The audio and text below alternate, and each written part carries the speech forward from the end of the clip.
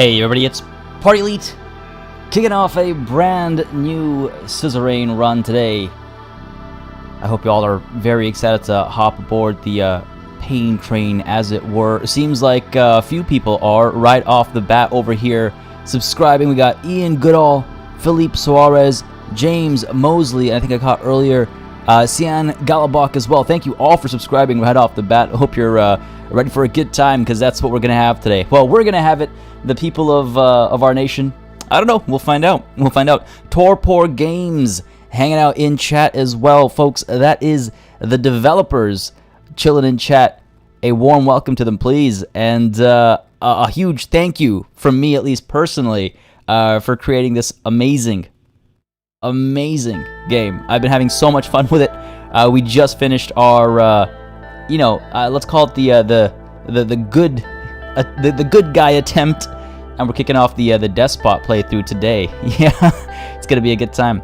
Our studio does neither support nor condemn this playthrough style. I should say that about myself. There's gonna be some interesting turns of events with this run for sure, and that is a fair disclaimer from Torpor Games. Now, it's gonna be a good time, folks. It's gonna be a good time, and plus, with this new run, we're going to have the latest version of the game. We're gonna have all the updates, all the little things. Like, there was a lot of stuff in the updates that did apply retroactively, but there were some things that were updated that didn't. So with this new run, we're going to be able to enjoy all of that newness. But first, of course, I want to give a warm welcome to all of y'all hanging out in chat. We got Ren K1124, we got Ease, John B, Jazzy B, we have Omkar J, Evalio Zlatkov, Amar Chaturvedi, Sant, Gens, Elo Tree. How y'all doing? Having a good day? Having a wonderful Friday? I hope. Marcus, glad you can make today, buddy. I'm doing fantastic. How about yourself? Happy Friday indeed. We have Nordvin Bjornsson, not sticking around for too long. Oh, prepping some D&D stuff, I think I see. That should be fun. Well, thanks for dropping by. I do appreciate it. Thank you very much. It's nice to see folks come through and drop by and say hi. We've got Partybot hanging out in chat as well. We got Ted Knight. How goes? And Hannibal OP, Wickles. We have with us as well Spindle. Hey, man. Glad you can make it right off the bat here today. Hope you have a good Friday. And I believe I've caught everybody who's chatting in chat, but of course a warm welcome to everybody who's away from their keyboards, otherwise lurking or watching the VODs as well. Glad you could all join in on what is bound to be a fantastic time today. Much love to Torpor Games as well. Our studio is working hard on new and exciting stuff. We're continuing our vision with thought-provoking entertainment, some shorter-term cool stuff, some longer-term keep an eye out. Oh man, for sure. Torpor Games is on Twitter as well, folks. I don't have the link handy, but do check them out. They're constantly sort of on top of everything as far as sharing updates and news and everything like that. It's been a fantastic ride being a part of this game, and I cannot wait to kick this off. So let's go ahead and do it. I'll be honest with you. So going with a despotic run, there's going to be, like, I guess, full disclaimer, there's going to be decisions made that will make some folks potentially very uncomfortable, including myself. But in our previous run where we were playing the good guys, we did commit genocide. So, it's all kind of a big muddy gray area, right? I want to say as well, I think Ease set the tone. Basically, right off the bat, he said there will be civil rights for the right people. And I think, jokes aside, I think that's it's good for us to have kind of a driving force that helps sort of color all the decisions and keep something to keep in mind as we make some of the calls. Now, the interesting things to decide as we move forward will be, are we going to side with any of the superpowers, or are we going to be a self-sufficient, hyper-nationalist nation? Like, oh, we don't need anybody's help. We are going to make this work ourselves. Are we, which way do we lean on that front? I see, for example, a mention of, hey, just because, where is it? Don't forget, Despot Run doesn't mean you treat Monica badly. Nation, people, and family first. But again, nation, people, and family first, yes, but as a despot in this era, especially on the topic of treating Monica well or poorly, what happens to the conversation about women's rights, right? When that comes up, how are we going to tackle that? Do we shut it down because we're traditionalist? Or do we allow that conversation to happen because women in the workforce means a stronger workforce for our entire nation? So there will still be questions. Spindle, misquoting me here and saying good guys commit genocide party 2021. Put that on a plaque and sell it. What was I saying? There are still decisions to be made. There are still gray areas to have a lot of fun with. And so I'm throwing some of those ideas out right now, just so when they come up, just so you know, it's like, oh, we're not just, I don't know, we're not this like comic evil person. There is still stuff to stuff to think about. Women's rights, more like women's wrongs, reign circa 1954. Oh, goddamn, I love it. Don't forget to enact emergency powers. If we want to preserve national values, should be aligned with Arcasia. After all, we hate commies, right? Ooh, now what counts as, right, what are we solaced? What are our values? There's going to be some interesting stuff. Looking forward to seeing a Despot run, as I haven't been able to work out how to do it myself. Flash, I hope I am. I hope I am. Iron Fist, rock chanting. No corporate sellout. See, I don't know, right? I mean, we'll definitely take bribes. Despot is, again, right, so what's important about being a despot is being, typically, the word is associated with being a bad guy. Like, you use your authoritarianism in often cruel ways. That's the difference between just an authoritarian and a despot. There's a darkness to the despot, right? All right. Oh my God, Wickles. Oh my God. I don't know if I can even read that out loud without getting in trouble. Don't beat her, but put her in her place. Oh my God. And on that note, folks, we click new game. Oh, Fridays are going to have a completely different tone to what they had for the last, since December 4th. It's kind of wild, actually. December 4th, we started our first run. June 4th, we're starting our second. You are my enslavement and my freedom. You are my flesh burning like a raw summer night. You are my country. Right off the bat, the game reminding us how beautifully written it is. Sant Gens, I support a corporative dictatorship and aligning with Arcasia. We do a little trolling on commies. Oh dear. Ease, I have a warm fuzzy feeling in my tummy. Oh dear. Oh, Wickles, no, 100%. I absolutely love it. I absolutely love it. Don't beat her, just put her in her place. Oh dear. I was going to comment on the happy half birthday. Thank you, Ren K. Thank you. Yeah, I know it's kind of weird actually going from December 4 to June 4, almost perfectly lined up. Don't fire Surge. No, I think Surge is, he's a perfectly good guy, right? I don't think there's any reason to not treat him well. Spindle, I'm glad to hear that, man. Ted Knight yelling demonetized. It's gonna be wild. Wickles, why do I read your comments? Because of the conflict they bring about within me. I love them. I love each and every one of them.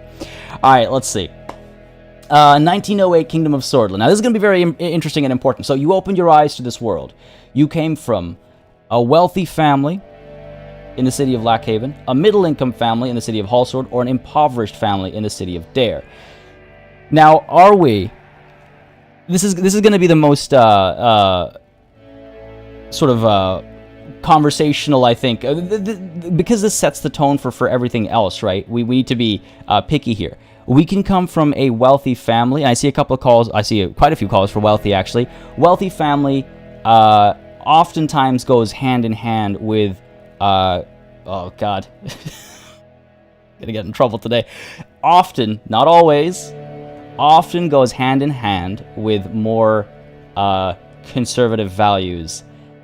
So are we playing that route, or are we playing the route of coming from sort of the quote-unquote bottom, so to speak, as an impoverished family, and then wanting to solve all those problems, and in an effort to solve all those problems, depending on the experiences you had as an impoverished youth, you start to not like certain folks, you start to have opinions about how things are done that can lead to certain decisions being made. There's a couple of choices here. I see a lot of calls for wealthy. I think I see one call for impoverished. I see a lot of calls for wealthy, so I think we'll go wealthy. And Alex, yes, we actually finished our first run just last week, and so today we're kicking off a new run where we're playing as a despot instead. So a bit of a darker tone than our previous one. A lot of wealthy, came from a wealthy family who worked his way to the top. Yeah, our parents could have had that struggle, and then they instilled that struggle to in us, in our upbringing. Sorry, if I although they're started from the bottom, now we are a war criminal.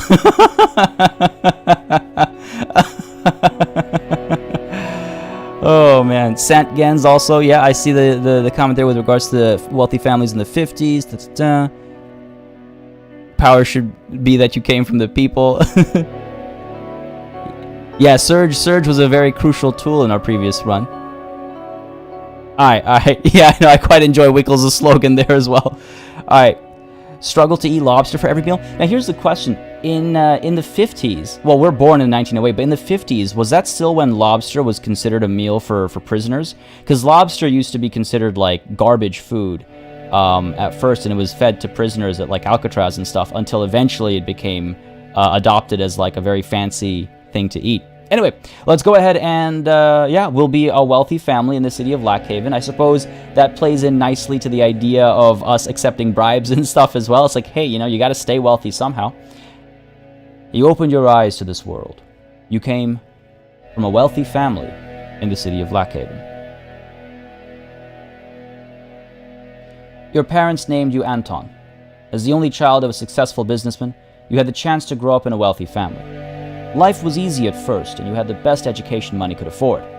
However, things inside the Rain family changed due to the absence of your father. This affected your mother and you negatively. The years passed. September 9th, 1923.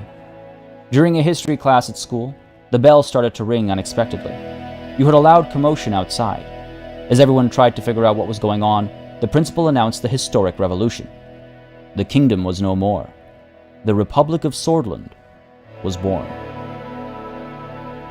I'm a child. I'm like, what? I was born in 1908.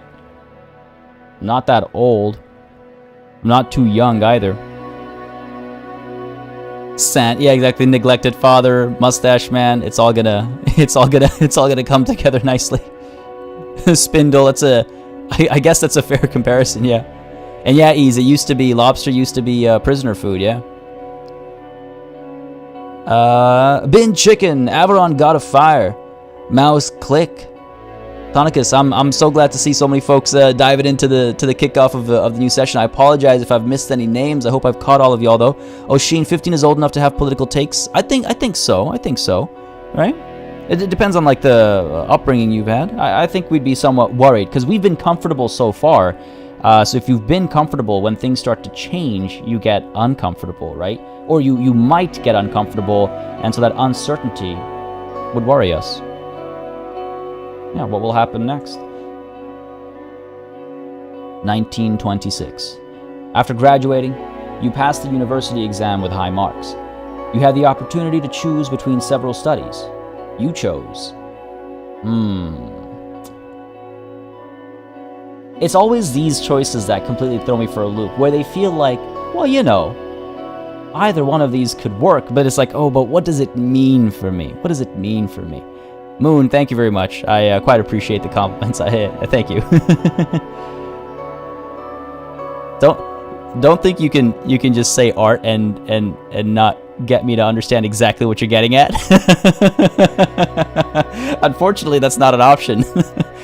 Yeah, no art school. Law for power, an intricate understanding of how things work. History, I enjoy the old ways. A bit of a traditionalist. I kind of like that. If we do history, we can say like, well, back in the old days, back in my day, back when I was a child, I used to walk uphill both ways to and from school. Oh, that's a good spot. State university versus potentially more private entities. I see what you're getting at there. History is what I did last time. Yeah, that's a good point.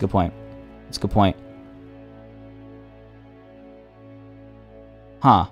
Economics, know the micro, the macro, the works. You know what? I kind of like the angle there about the state university. Okay, I'm seeing a lot of calls for economics though. Negligent father is a businessman. You want that money. All right, sure. I see. Oh, it's tough, right? See, because it's like, yeah, economics has like a future-facing, law has this like, oh, well, you know, the history of the nation is based on the laws it was built upon. But I see a lot of calls for economics, so sure, let's lean towards economics here. We know the micro, the macro, the works, to quote chat there. So sure, economics at the Lackhaven Business School. Like father, like son, I suppose, maybe. During the first year, you attended a lecture with David Whiskey. He was a well-known diplomat from the Foreign Ministry and the son of the president. After observing the hall in silence, he explained why a market economy is the better option for Sordland. He argued for a system where prices for goods and services are determined by the open market. Your only concern was passing the exams. You questioned what you were being taught. You agreed in principle. What makes most sense? This is, I'll be completely frank, this is kind of the fuzziest, some of this stuff will be the fuzziest for me, is like, what makes sense in character over here? Free market at work? I see your leanings there, Sant, for this playthrough. David is still the best whiskey for now. Well, I guess this fresh rain doesn't know. This fresh rain doesn't know. I did take economics, yeah. I suppose capitalist would make sense for this run, right? And that's not to say that's not to say all capitalists are despots, but I just mean in terms of, because we're planning on taking bribes, and if you want to take bribes, you want to make sure there are rich people in the country, because if there aren't any rich people in the country, then who are you taking bribes from? So we kind of want to push that, right?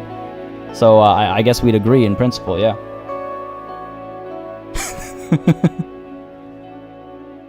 Unions are Satan, President Rain. Oh dear, Sam. Alright, I agreed in principle. Oh my god, Averron. Ted, it really depends on what sort of dictatorship you want. Royalist equals open market, communist equals planned. I guess open market it shall be. I think capitalism makes sense because we can make the most money out of it, right? Again, the more wealthy elite there are in this nation, and the more I can have them licking my boot, the more I can have them, you know, paying for the shining of said boot, right?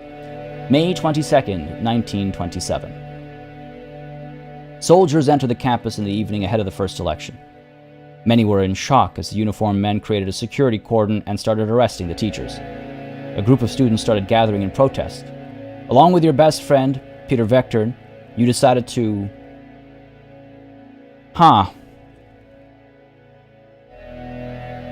Avoid any confrontation, protest with the students. I mean,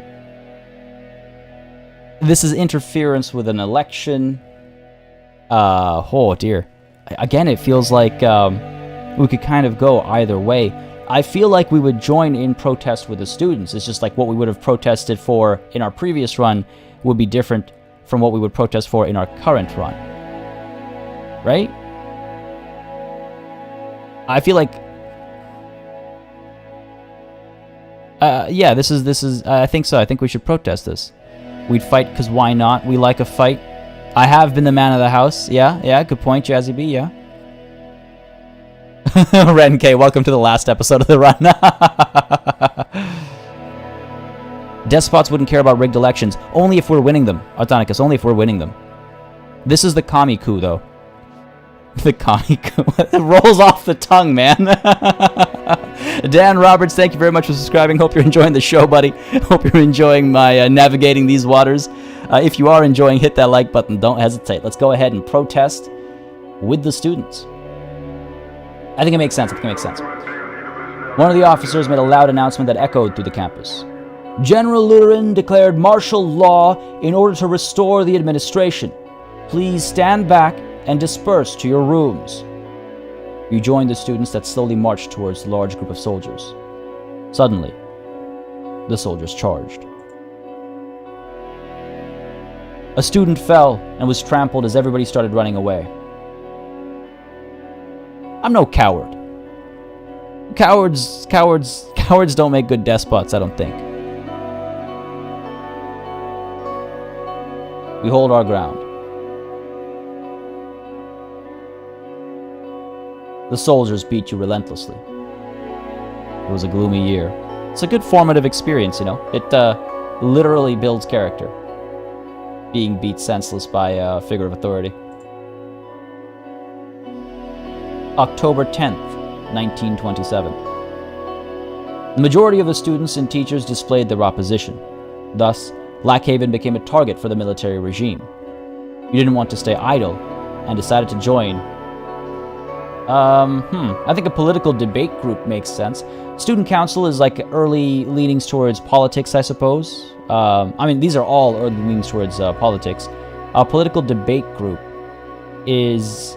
I'm torn between a student council and a political debate group. Amar03, thank you very much for subscribing, buddy. Again, I hope you're enjoying the show. If you are, you know what to do, man. I agree with Ted on this one. Cowards make great despots. That's where neuroticism comes from. Oh, I see. Okay, you do raise a good point. I wish I'd seen that before I made a decision there. Huh. Yeah, I wanna make sure that I don't go cartoonish, you know?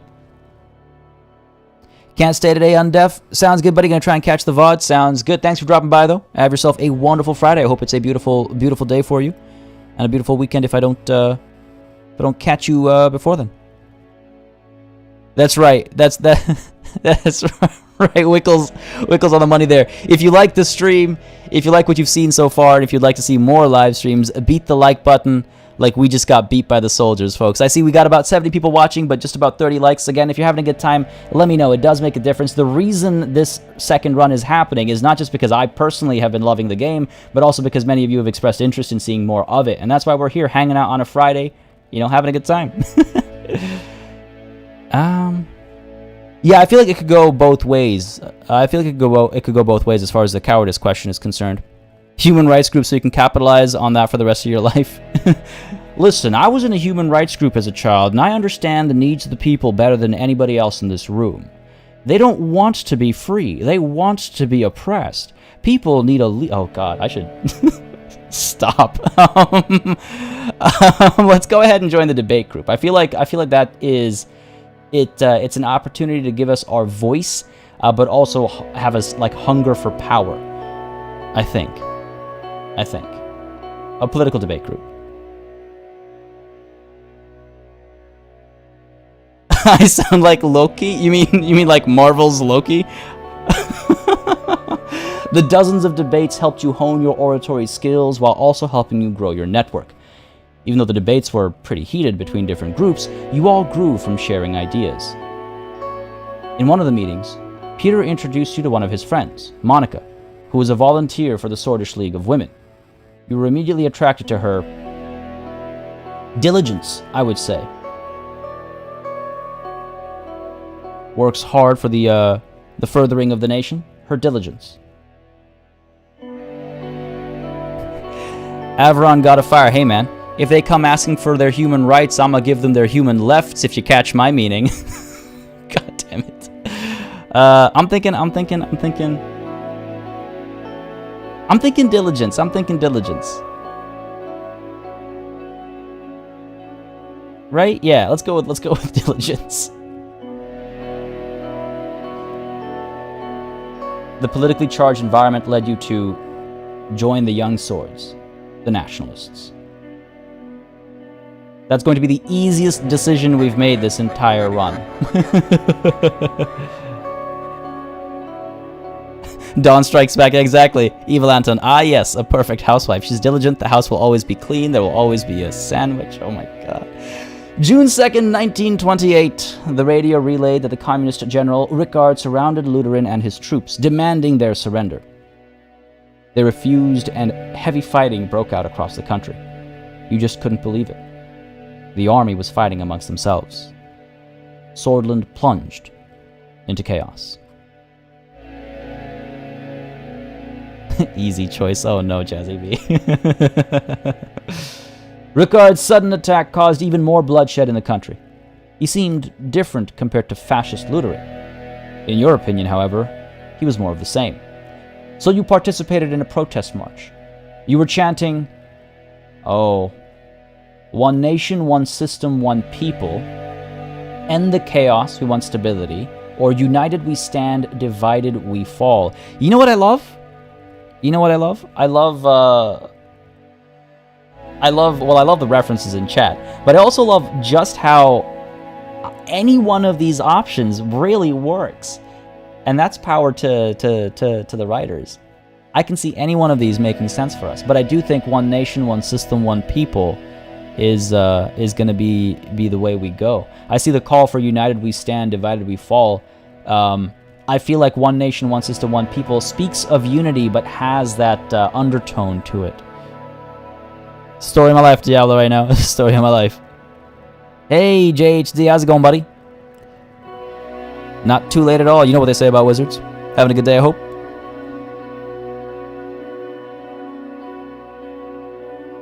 A good despot always brings stability with air quotes. I'm gonna go with one nation, one system, one people here. Our people. You were marching against Rickard. The students and soldiers supporting the coup gathered a few hundred meters away. Many socialists were among them. You knew something was going to happen. An opportunity to beat down some socialists, I suppose. You stayed. There was a massive clash between the two sides. Soldiers began to beat the students. Tanks started rolling forward. In this chaotic moment, you saw a young girl about to get run over by a tank.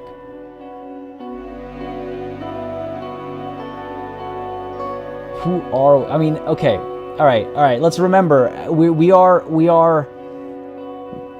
also bad people, right? Would I risk my life for this random person? I don't know. Wow, okay, chat's very clear about that. Alright, fair enough. Okay, we'll save her. A good despot has a good legend about him. Okay. Yeah, true. We earlier said we're not a cowardly despot, so I suppose we should save her. For the clout? We don't know that yet, though, Spindle. We don't know that yet, right? We just know that she's about to be run over by a tank. So I suppose, okay, I guess I would run to save her. You ran to save her. But you couldn't reach her in time. You never forgot her face.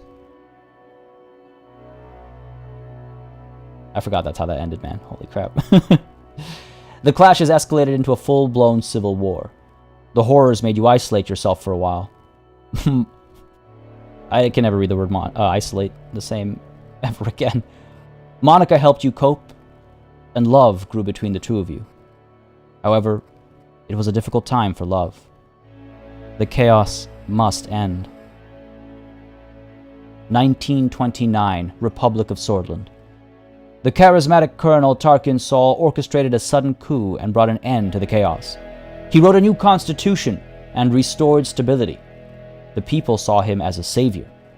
He formed the United Sordland Party and ran as a presidential candidate in the first ever elections. You voted for the United Sordland Party. I think that makes sense, right? I think that makes sense. Oof, Jazzy. Oof. Hold on to the one good deed so they can lie. Yikes. I think we should vote for Mr. Sword here, yeah. June 1929. USP won the election by a large majority. After graduation, you kept seeing Monica and noticed her interest to marry. However, a letter arrived from the military calling you to fulfill your compulsory service. It was time to serve your national duty. February 1930, Bergia region. A devastating civil war broke out in the neighboring country, Wellen. The distinguished major, Josef Lancea, ordered you to lead your squad on a border patrol mission. It was a very cold winter night when you began marching out of Gumran outpost. You could see your breath. After several hours of marching through the snowy hills, distant noises were heard. Visibility was too low to confirm the source. The squad crawled forward in formation and found a spot to observe. A group of refugees had made it beyond the border fence. You escorted them back. The refugees were in despair when they realized that you were taking them back to the border. Screams and protests ensued as they were restrained. You delivered them to the border guards. After several months of military service, your duties ended, and you went back to civilian life.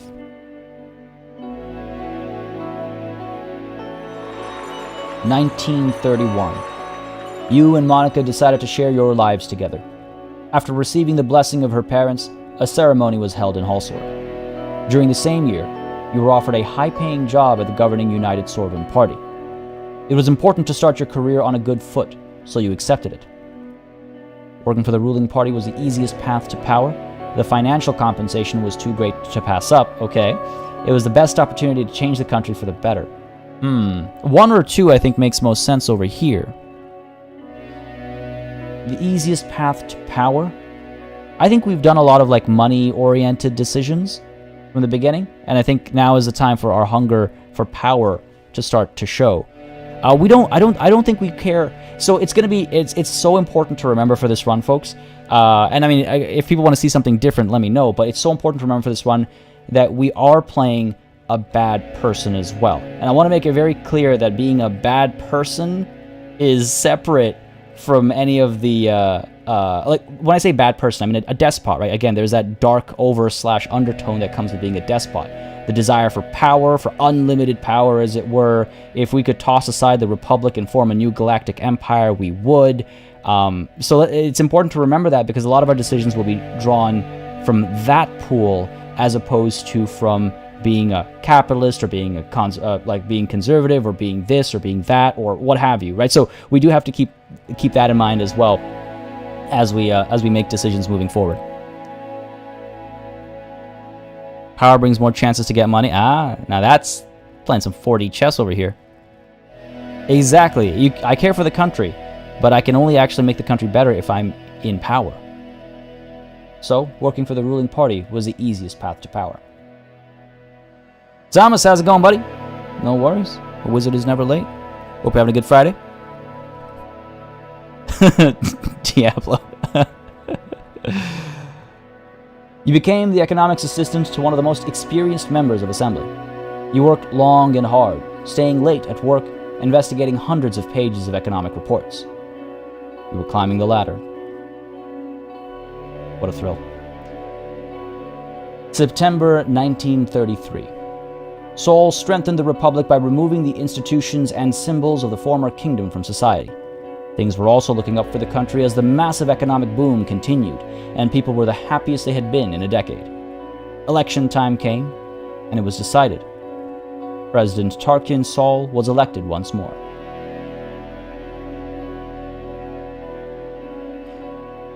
Nat's not going to make it today, Renke, unfortunately. Fridays are going to be tougher for them to make it from for the next little while, it seems. Unfortunate.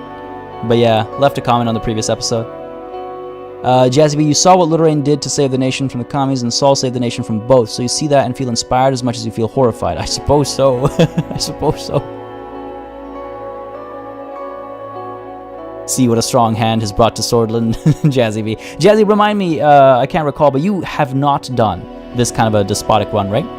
Averon, I like the idea of Rain living through a life where he was taught different life lessons, where he became more cold, ruthless, and bitter. The time he tried to help someone out of compassion and kindness. Yeah, every time he tried to do, you know, our general view of good, it went wrong one way or another. April 2nd, 1934. The reason why they waited until the 2nd was because they wanted to make sure I didn't feel like it was an April Fool's joke. April 2nd, 1934. The new 5-year plan and the subsequent work regarding finances put you under a lot of pressure.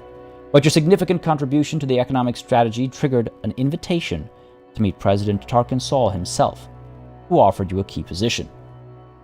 You were to become the youngest member of Assembly. You accepted right away. No hesitation there, of course. You just picked it up, Bin Chicken? Yeah, it is an amazing game. I hope you have a good time with it. It's a super fun game, and don't hesitate to share your stories as well in the Discord and stuff, because there's there's a lot of variety, that's for sure. June 1938. As the youngest MP, it was difficult to connect with the influential inner circle. You needed allies. So you brought Peter as your right-hand man.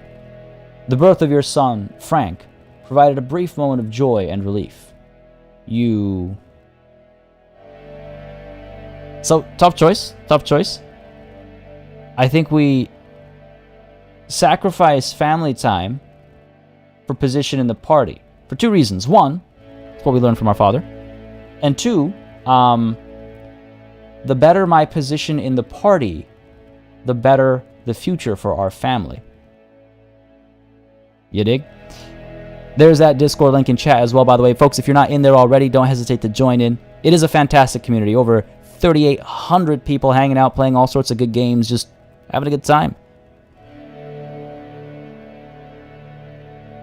The only time Frank will bring you happiness and relief. Yeah, for real, Ted. Oh my god. I guess this run we will actually bring out the belt. I think two. I see a lot of calls for two over here. There's an argument to be made for either option, I would say. I'm thinking again, with the best interest. It's not like, oh, I hate my family or anything like that, because I agree, we should still, family is still important to us. However, I think our approach to it would be different, whereas like, if I work hard and do well and become president, then Monica and Frank will have the best opportunities in life.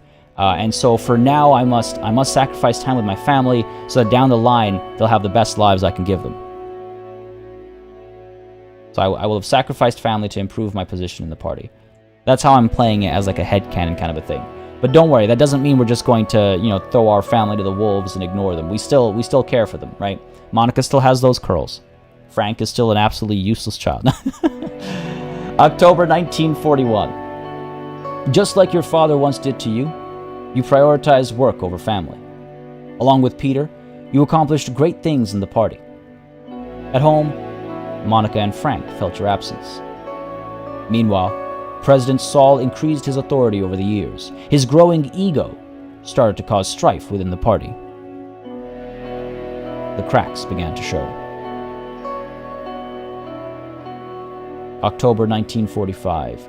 President Saul barely secured a majority in the election against the opposition leader. Over the past year, people were growing discontent with corruption and the worsening quality of life. Meanwhile, calls for a united Sordland Party Congress became louder as a leadership struggle started to brew. Alright, so this will determine now, are we going to be pro-Saul or anti-Saul? And this is one of those through lines, right? This is going to be something that comes up often through this playthrough. Saul brought stability once, right? Saul brought stability. He finally saved us from the chaos that came before. Wickle saying pro, he's horrible. I was actually wondering, because of your opinion on Saul from like the previous play. I was wondering. I was like, I wonder how Wickles will position a pro Saul perspective. And you know what? that's exactly it, right? I respect his authority. No, he was not, Diablo. He was not. I see one call for anti-Saul. We are pro-Reign, not Saul or Alfonso. That's a good point. Far right despot, far left despot, or purely nationalist despot. Damn, it's such a tough. I mean, I guess purely nationalist. We'll be making a lot of. Self-serving is, I think, the most important. Will be the most important thing. But again, just like earlier as a child when we were worried when change was happening, perhaps as an adult again, we're kind of worried when change is happening. The president has given us all of our power so far, and so if he loses that, then what happens, right? So we keep supporting the president.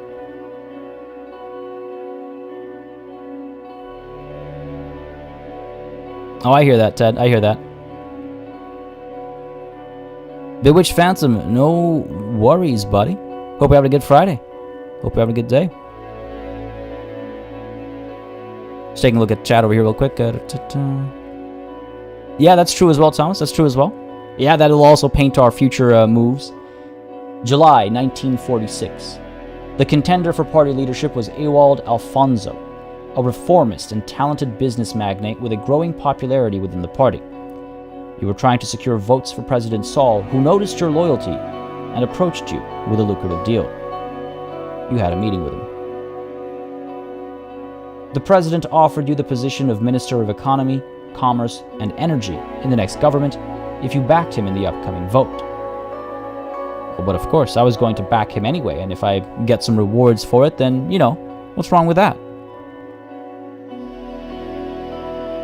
Ease? What are you talking about? We've listened to you. There's been only one option where, or maybe two options where we went the other way.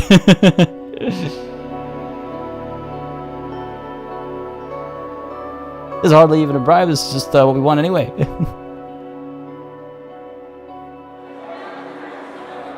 August 1946. The party congress was nothing short of impressive. The banners of United Sordland were decorating every possible spot. Thousands of influential political figures, lobbyists, and benefactors gathered for this turning point. The voting for the party leadership began. Oh, time for a betrayal. top 10 anime betrayals. Ease, don't forget to shut down teams as well. Ooh, long weekend. Just for yourself, you took a day off, or is it a bank holiday? Good stuff, good stuff. Jazzy B, oh my god, man. I'd say keep it civil, but I suppose that's that's fair play. Oh, nice. First Monday in June, Irish bank holiday. Sounds good. Enjoy the long weekend, man. Vote for Alfonso to be minister?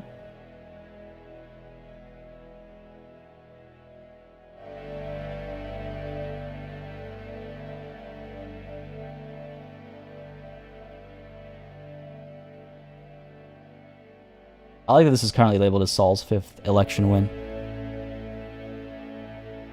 Seeing a lot of ones, I think we vote for Saul. Yeah, it was that's why I was kind of confused there for a second. It was Saul that gave us the position. Did I horribly misread it? No, it was Saul that gave us the position.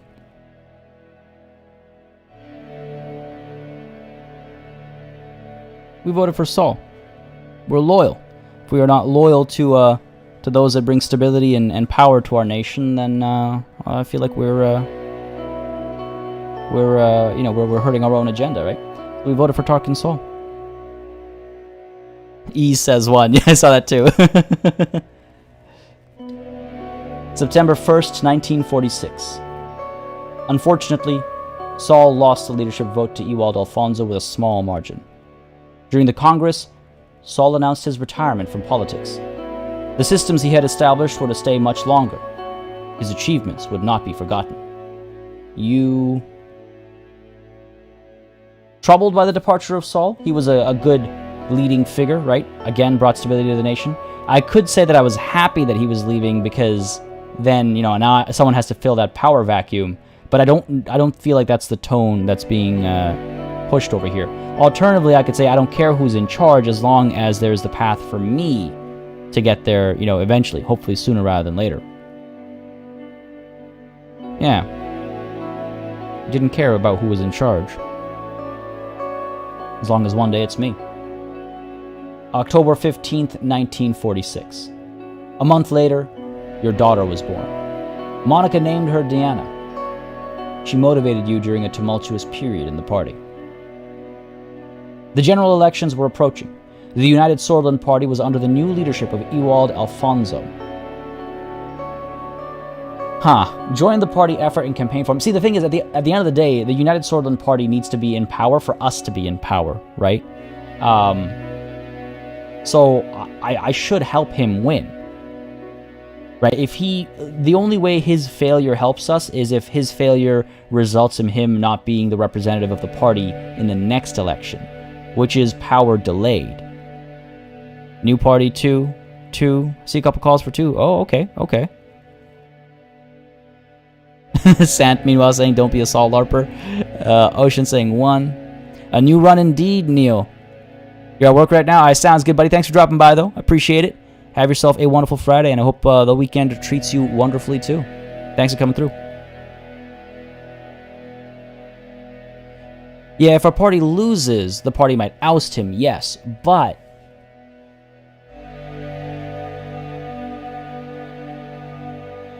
Yeah, you know, I suppose we could go for 2. Yeah, totally. Yeah, sure. I never liked the guy. And if the faith in him is shaken, then maybe it'll be time for a new contender, right? Sharon and AVK, how's it going? How's it going? Hey, hey.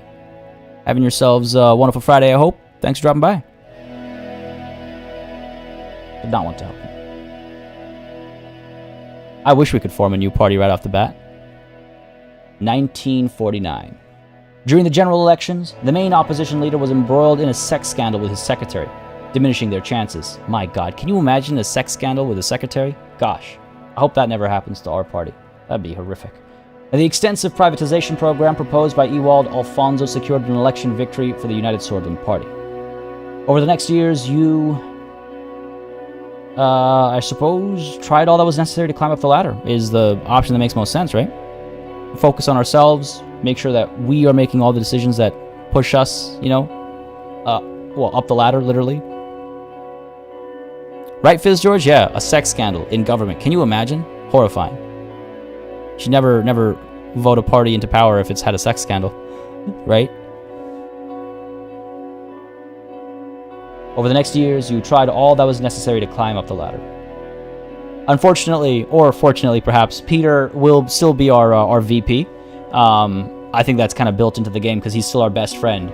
But this time around, we're going to be partying with Peter a lot more. It's going to be very different. Looking forward to it. 1951. The presidency of Ewald Alfonso saw many bold reforms, but was followed by a serious economic recession. The other parties announced their bids for the 1953 election, but the unfair system hampered all opposition efforts to win. You thought that your party could not survive another crisis, were worried about the economic recession, or worried that your reputation would be tarnished along with Alfonso. Ooh, okay. 3 is a selfish option there. And I say selfish, I mean, you know, thinking about our own interests. Selfish has some connotations. No scandal if it's law. Just make it. It's a requirement that that people need to sleep with their secretaries. Is that the law? How would you phrase that law, CJ? Because that's an interesting one. Oh, Diablo, sex scandals? What prudes? My government is all naked people. Adamantism or one of the Jain sects, Diablo. If our friend had a sex scandal, we would shoot him in the head. He cannot affect our progress. Oh, dark. I like it. All right. We were worried that our reputation would be tarnished along with Alfonso. Ted Knight. I don't know if we're allowed to imagine those hiring interviews. Together with Peter, your presence in the USP grew, and you became the face of a new wing in the party. You effectively took over the leadership as President Alfonso lost control of the country. The moment to make a move had come. You... bribed and extorted Alfonso's inner circle, I think is the most fitting for us here, right? Bribes for everyone. Embrace the dark side. If you got a bit of a lag spike, it looks like we're all clear on this end, but if you're having trouble, then hit refresh. It might just be on sort of that end, Saketh. But we should be, you should be all good. Looks like I'm all green over here. I'm thinking too over here, right? Like, bribes and extortion, working in the shadows, as it were. Yeah. Bewitched Phantom.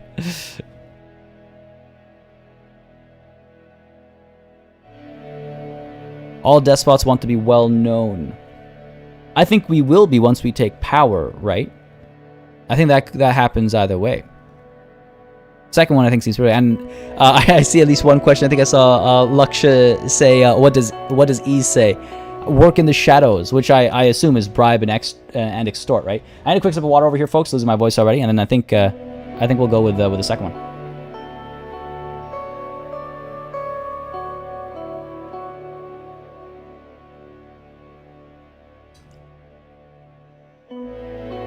We'll be known after we take power. Yes, for all the good we bring to the nation. And then we'll be known for a long time after our death. Bribed and extorted Alfonso's inner circle. I'm thinking we get a good bit of greasy palms right off the bat, right? 2 is acting like a snake, and you know what looks like a snake? A train, the rain train. Oh my god, the lead up for that was just, goddamn, I love it. I love it. Governor Lennon, thank you very much for subscribing, buddy. Hope you're having a good day. Hope you're having a good time. If you are, you know what to do. you know how to let me know. Hit that like button. The second one might give us some favor with the old guard. Oh, that's true, Sand. I didn't even think about that. That's a good point. AVK, the demon I will be. I won't be a demon. I'll be an absolute angel sent from the heavens.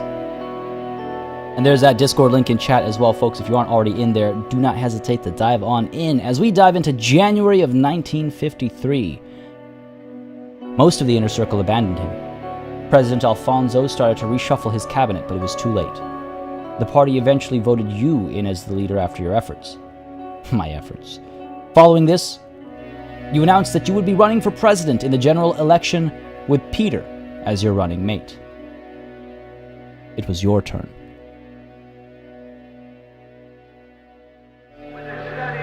October 1953. After visiting every city and town during the campaign, you made a speech on state television. You promised to preserve national values.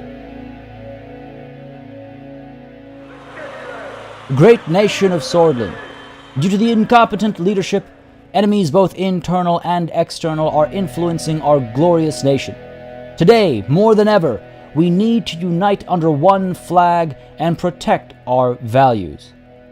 Gracie Sordland.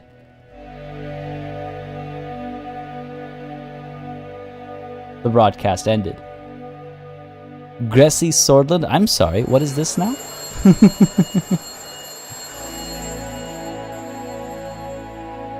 A lot of the choices, I know the ease choice. Like when we had the refugees at the border, right? And it's the fitting choice. It's the choice for the play we're doing for sure. November 5th, 1953. On election day, millions went out to cast their votes. It was time to face the truth.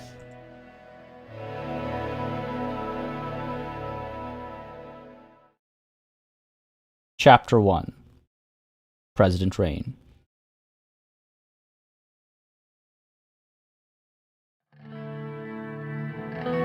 It's gonna be a wild ride. So before we get into this, I want to very quickly mention where was it? Bewitched Phantom said that we will be an angel with horns and no halo, and I just wanted to say that reminded me of that Lupe, I think it was Lupe Fiasco song, "Streets on Fire," where at one point he talks about his darling, like a darling angel once caught her changing her batteries in her halo, and I've always loved that lyric. And your words there made me think about that. We're an angel, yes, but every day we go home and we take off our halo and set it to recharge by the bedside table.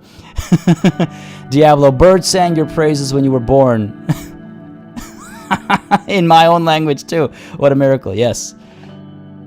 You're probably Grekki. You're right there, Jazzy. You're probably Grekki. Great Sordland. Ah, gotcha. There's the translation there. What happened to the previous game, AVK? We completed that run. We had a very interesting conclusion to that run, but it did come to an end, and so we're kicking off a new one here today. Finished it last time, indeed. All right. What do we look like?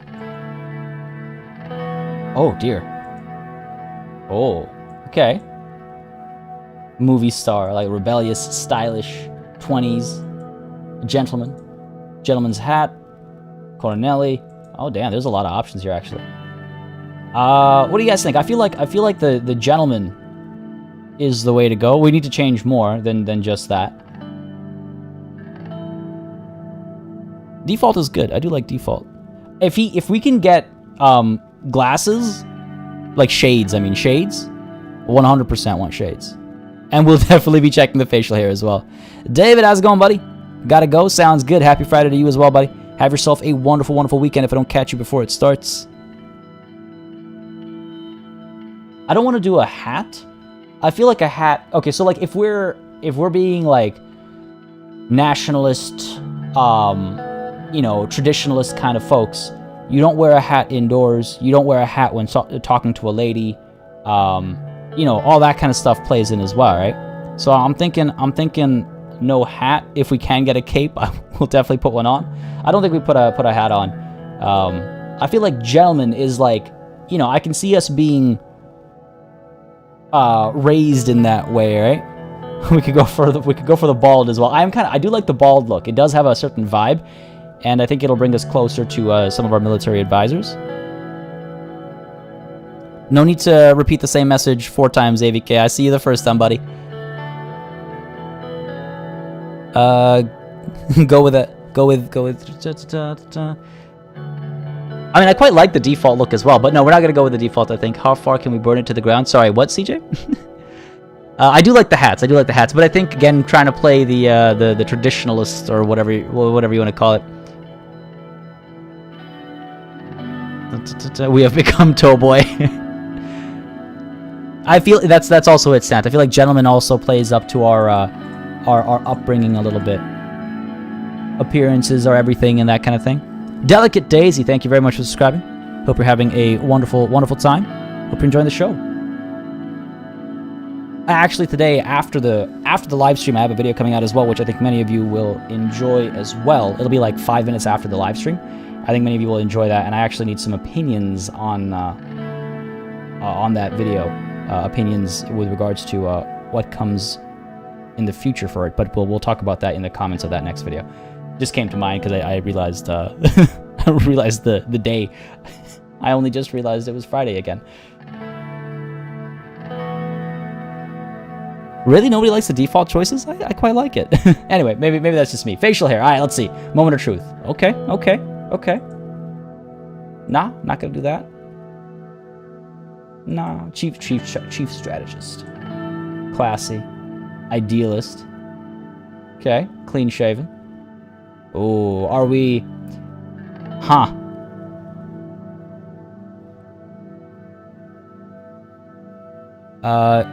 Ease, yeah, you're wealthy, you don't shave your head.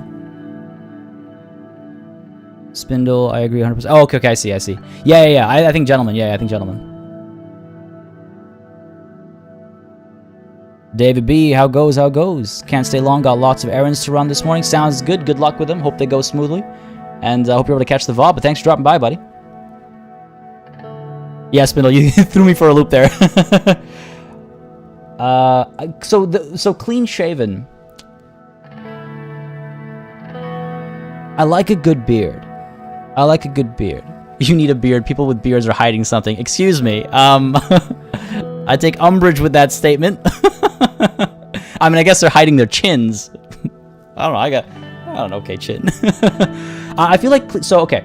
I feel like clean. Oh. Okay. Hold on.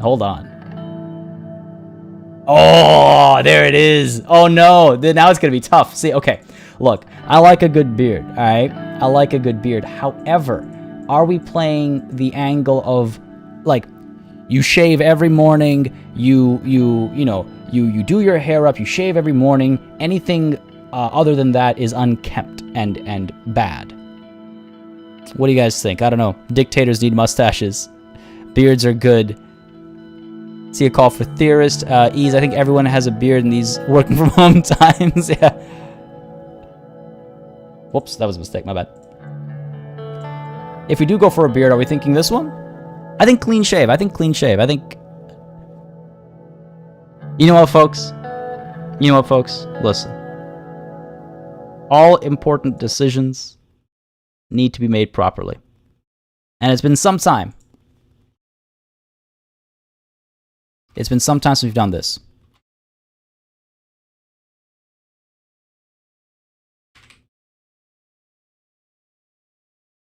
In chat, right now, I need y'all to vote. It's going to be between 2 options. So, are we going to have facial hair, or are we not? I think if we're going to have facial hair, we're going to go with the Renin, or we're going to go clean shaven. So if you want me to go clean shaven, make sure you follow the format, right? It's ! vote, space, and then the number. So 0 for clean shaven, 1 for Renin.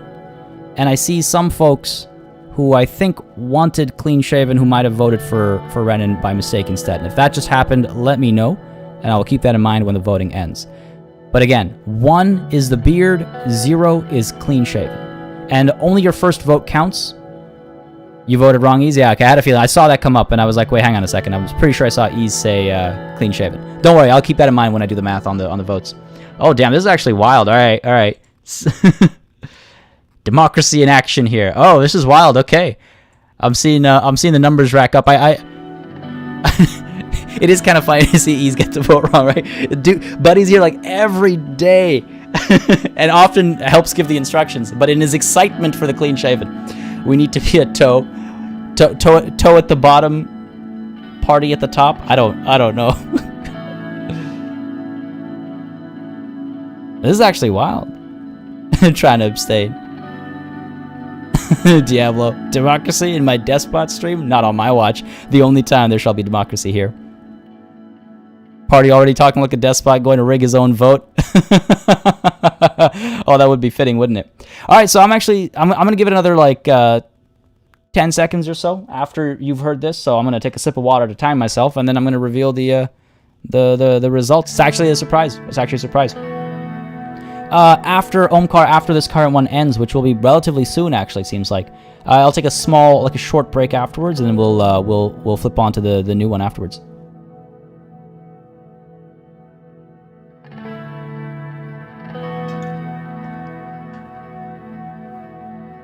I should be in character and ignore the vote. That's pretty funny. That would be pretty funny, but also like I don't know. I don't know. All right, so we're gonna go ahead and stop the vote here. I am quite surprised. See, what I could have done if I wanted to be cheeky and I wanted to force my way is I could have added so many options that I would have divided the votes that I air quotes didn't want to win. But the winner, ultimately, as we stop the voting here, will be announced in chat, so I won't just secretly, rig it. Apparently, we're going with a full beard. One with 27 votes versus 18 for clean shaven. That is actually a hefty margin. See, if I wanted to be despotic, what I would do is I'd be like, no, look, I'm giving you so many choices. Look at this purely functioning democracy where you can choose from all of the options. All of the facial hair options, or clean shaven, and everybody that doesn't want any facial hair will go with clean shaven, but people that do want facial hair would have been divided based on their choice, and then clean shaven would have won, and that's how you despot. but yeah, I guess Renin it is. The vote was rigged. I mean,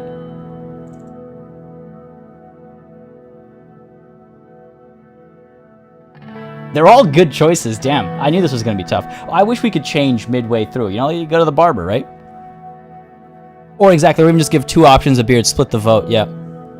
And I would have published doctored results. Well, that's the thing. See, that's the secret, Spindle.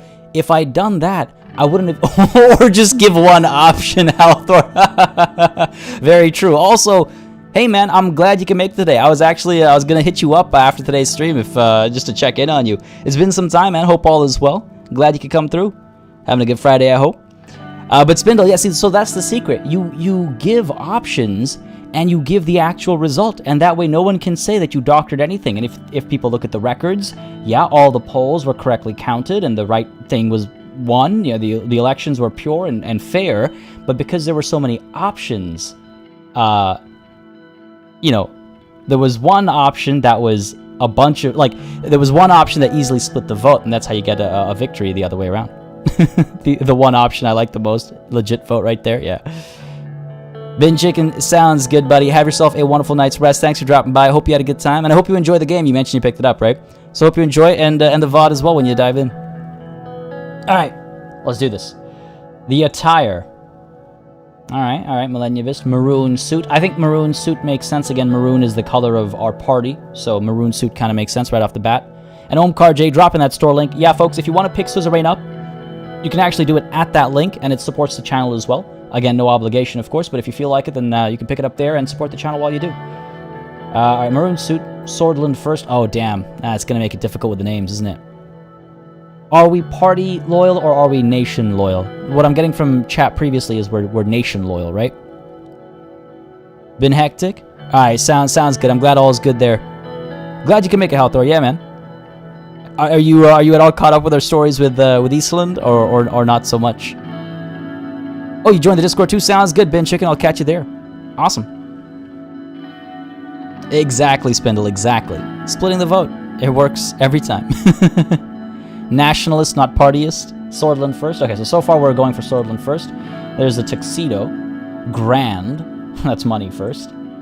White suit. That's like... I mean, I like a good white suit, but... don't think it lines... actually... it's got the Sordland color and the party color. I like that, okay. Or there's the default. Yeah, I'm thinking Sordland first.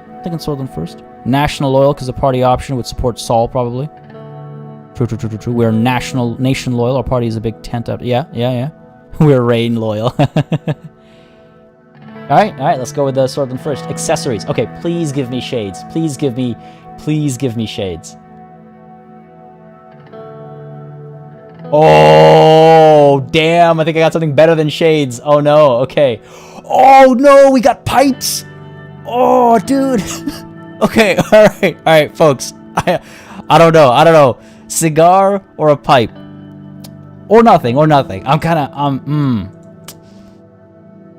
Oh, this is tough. There's no monocles, unfortunately. Though it would work nicely.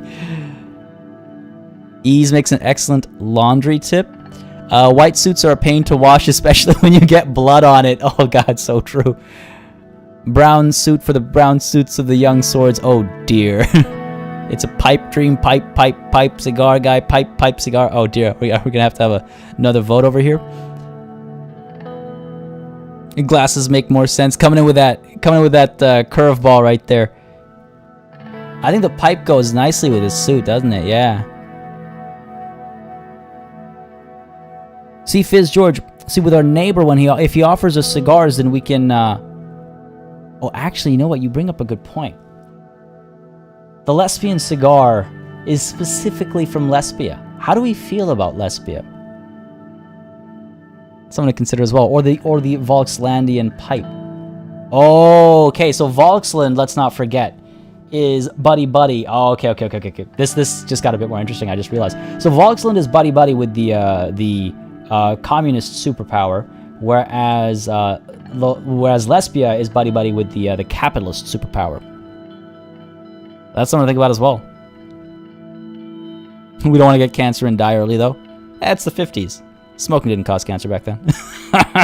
I'm obviously joking. Smoking causes cancer, and it's like don't. Oh god, it's not health advice. Don't take health advice from me.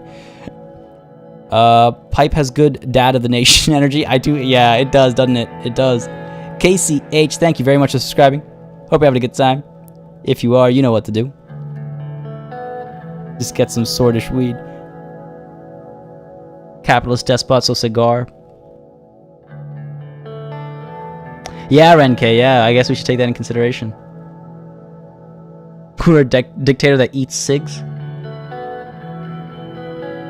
I'm just taking a look at chat. Oh, I do like a good pipe, but I also like a good cigar. Yeah, so I suppose Spindle. I see cigar is such a communist thing. Is it though? What about the Churchill cigar, right? I think we often associate cigars with Cuba, for obvious reasons. But cigars are globally enjoyed by all manner. Cigar is more expensive, is it? George Young, thank you very much for subscribing. Or is that Young? I apologize if I got that wrong. But thank you for subscribing. Hope you're enjoying the show. You vote burgers and fries. Burgers and fries always. Let's go with the lesbian cigar, I think. Yeah, let's go with the lesbian cigar. And what about our background? Wow. It really tells a story of how like unambiguous, or I guess how ambiguous Anton likes to be. Gold, ooh, okay. Green, maroon, red, turquoise, office. I think office makes most sense then. I was hoping for other environments, like I saw a club get mentioned. I don't know if we'd go with the club, but I saw a club get mentioned, and I was like, it'd be cool if there was like an outdoor one and an indoor one, and this, that, and the other thing, or like next to a statue of Saul or something like that. But lacking that, I suppose the office makes most sense. Instructions unclear. Fear not. A wizard is never late. You only missed like our background and character creation now. Maroon for the color of blood. Maroon is the party color as well. I think the office. I think maroon complements the tie. It does. It does have that maroon touch to it, doesn't it? Yeah, the background options weren't the best. I was hoping for more like places. Yeah. It was like this is in front of like a curtain or something, I suppose. And you could pretend that this was the sky, but should have waited for better weather. Just taking a look at chat real quick. Yeah, I think office is best. Let's stick with the office here. Again, right? We spend so much time at the office, so might as well go with the office. All right. So we have the gentleman's haircut. Decently, you know, it's kept. It's a well kept beard, right? Like it's a well kept beard. So still gentlemanly, right? Who smokes inside? Diablo people in the 50s. Everybody, yeah. Even people who don't smoke inside. Sordland first is our attire, lesbian cigar, and we're, in the office. Let's do it. I do like the signature a lot. Anton Rain, 4th President of Sordland. You will not be able to change how President Rain looks from this point forward. Are you sure? Always coming in with the are you sure game. Knowing who I am. Knowing who I am. Yes, I'm sure. Cigar smoking, gun toting, Anton Rain. Oh, right, of course, our election promises.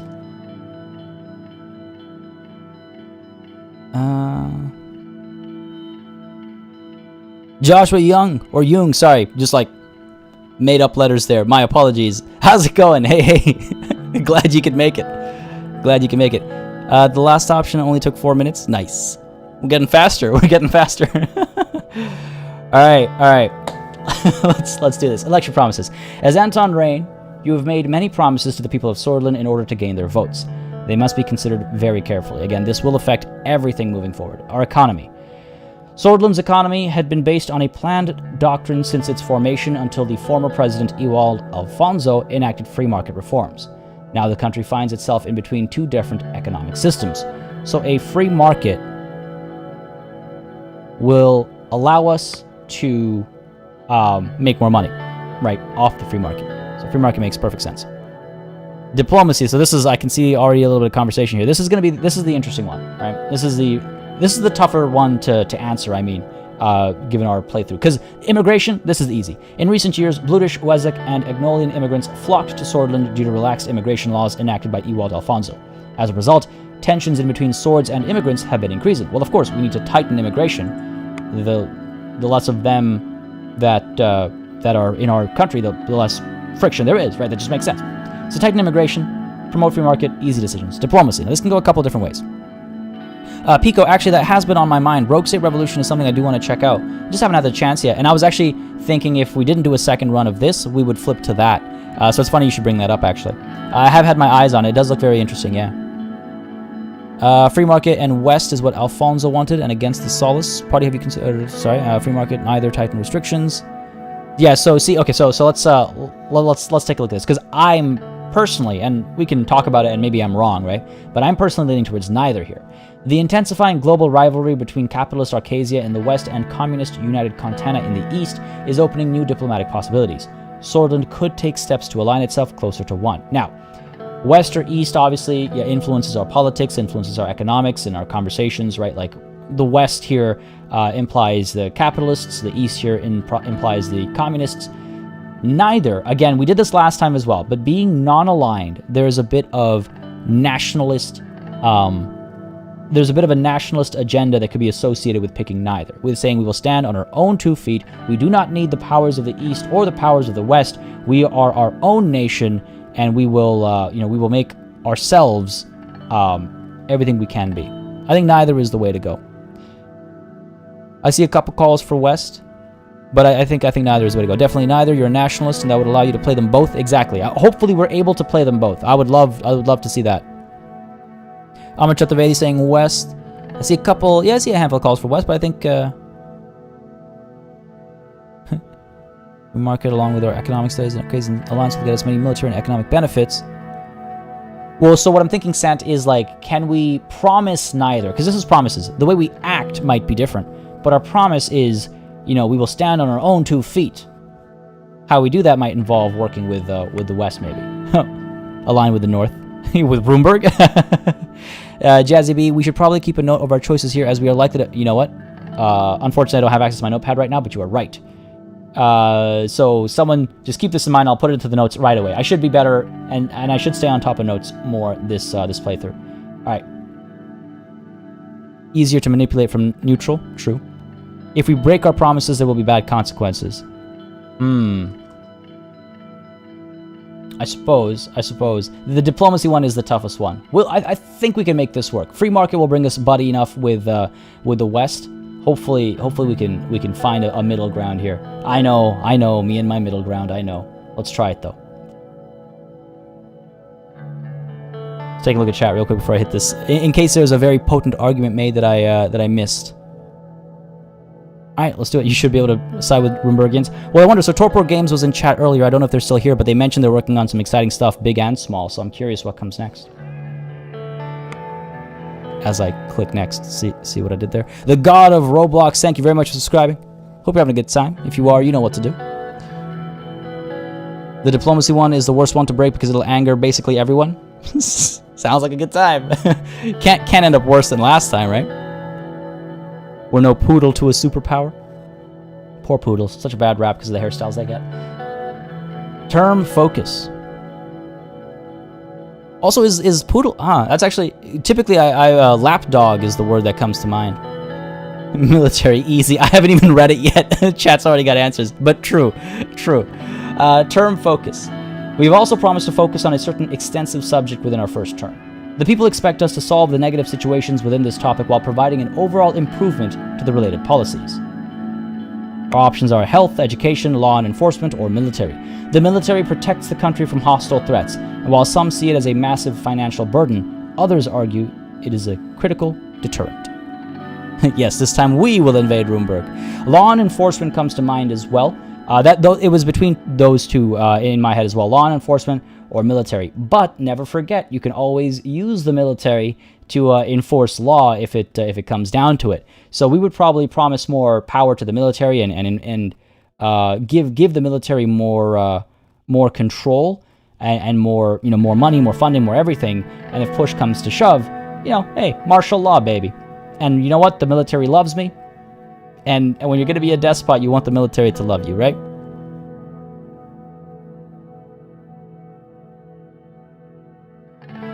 Military it shall be. I do see a couple calls for law enforcement, but I think my reasoning there makes enough sense. God, just always the warnings. Promises will be remembered, and they will have consequences. Are you sure about your decisions? No, man, I'm never sure about my decisions.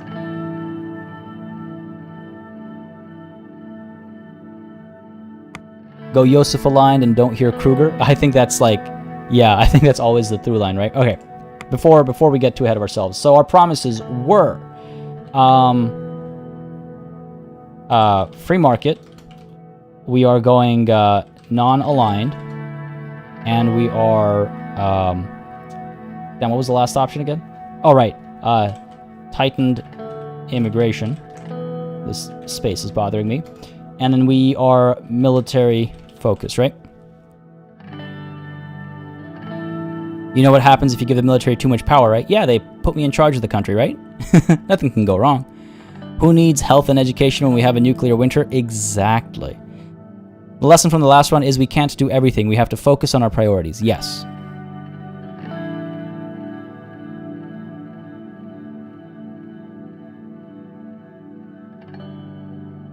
I wish we had martial law for that, CJ. We might have been able to go out before a year and a half had passed.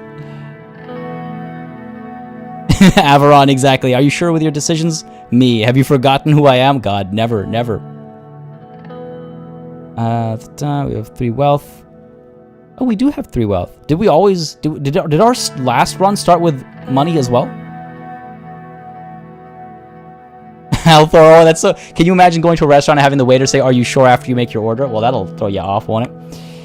The wealthy start will help a fair bit. Not just our personal wealth, but also the budget as well. Yeah, this is good. This is good. And Sean, are you making a reference to the last playthrough? All right. 2 weeks have passed since we won the election, and now I was about to be sworn in as the 4th president of Sordland. Thousands were watching the inauguration ceremony and cheering my name, Anton Rain. The die was cast, and there my story began. In the distance, the Maroon Palace stood on top of the famous Hill of Pride. I had no way of knowing what future awaited me there. I looked at my family. My son and daughter, Frank and Deanna, were next to Monica, my wife. Her eyes were glimmering with pride. Oh, there's my sweet despot, taking control of the nation. And I turned towards the key people who made it all possible. Of course, each individual was promised an important position in my cabinet. As my thoughts slowly faded away, the reality of the situation dawned on me. Orso Hawker, the Chief Justice of the Supreme Court, was waiting for me. The time for the oath has come. I am ready. Please repeat after me. I do solemnly swear that I will respectfully execute the office of the President of Sordland, and to the best of my ability, preserve, protect, and defend the people and the Constitution of the Republic of Sordland. You may now deliver your inauguration speech, Mr. President. Let's begin. Good. Let's begin. My fellow swords, I feel like, is going to be one where is going to be an angle we often take. I solemnly swear. Oh, Renke. Yeah, it will be weird to be buddy-buddy with the old guard, but that's definitely part of the plan. We might even be part of the things that happened right at the beginning. My fellow swords! The crowd looked very eager to listen to me. The current dire situation. The idea of unity, I suppose? Right? Yeah, I feel like my fellow swords sets us off right off the bat, just speaking to our swords, not speaking to any of the bloods or any of the Agno swords or any of those other people. I'm speaking to the swords. And we must speak of, I think, unity here. Oh, Sean, yeah. Last session we reached the conclusion of our first playthrough, and so we're starting a new one. We're starting a despotic run now. Sean, to answer your question. Althor, I wish. Swords is a term we must use often. Alright, let's speak about the idea of unity.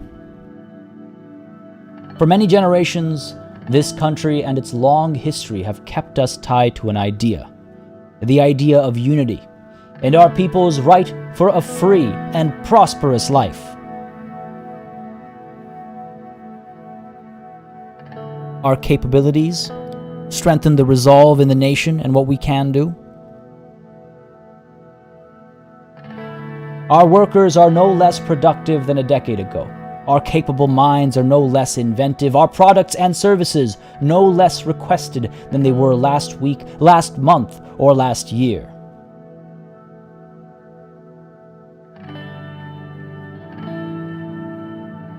I think the future awaits us. Sordland is above all in the world. Is the call there? Ah, shit. Sorry, Ease. My bad, man. My bad. I felt so sure about that one. But here, I feel like the future awaits us. Sordland is above all in the world is the way to go here, right? PE, read everything with a cigar in the mouth. I think I have one in the other room. I promise you. I don't know how well that would go. 2 in this one for sure, I think. Swords refer to people within the nation. I think swords is also the ethnicity, Sant. I think it's, if I recall correctly, it has been used as the ethnicity as well. And I thought I saw a question: will we promote women's rights or not? So it's that's going to be an interesting conversation when it comes up. I'm not entirely sure at the moment. See, because women's rights means more working hands for the nation's greatness, but women's rights is also not traditionalist as far as our people's like the history is concerned.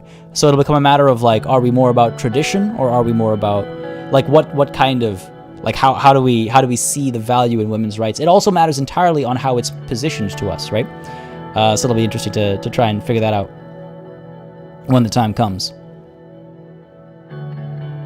The future awaits us. Sordland is above all in the world.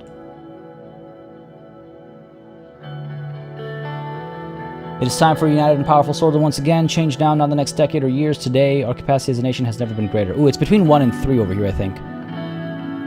You gotta go, David. Sounds good, man. Thanks for dropping by. Have yourself a wonderful weekend, and I will catch you on Monday. Yeah, I hope all is well over the weekend for you.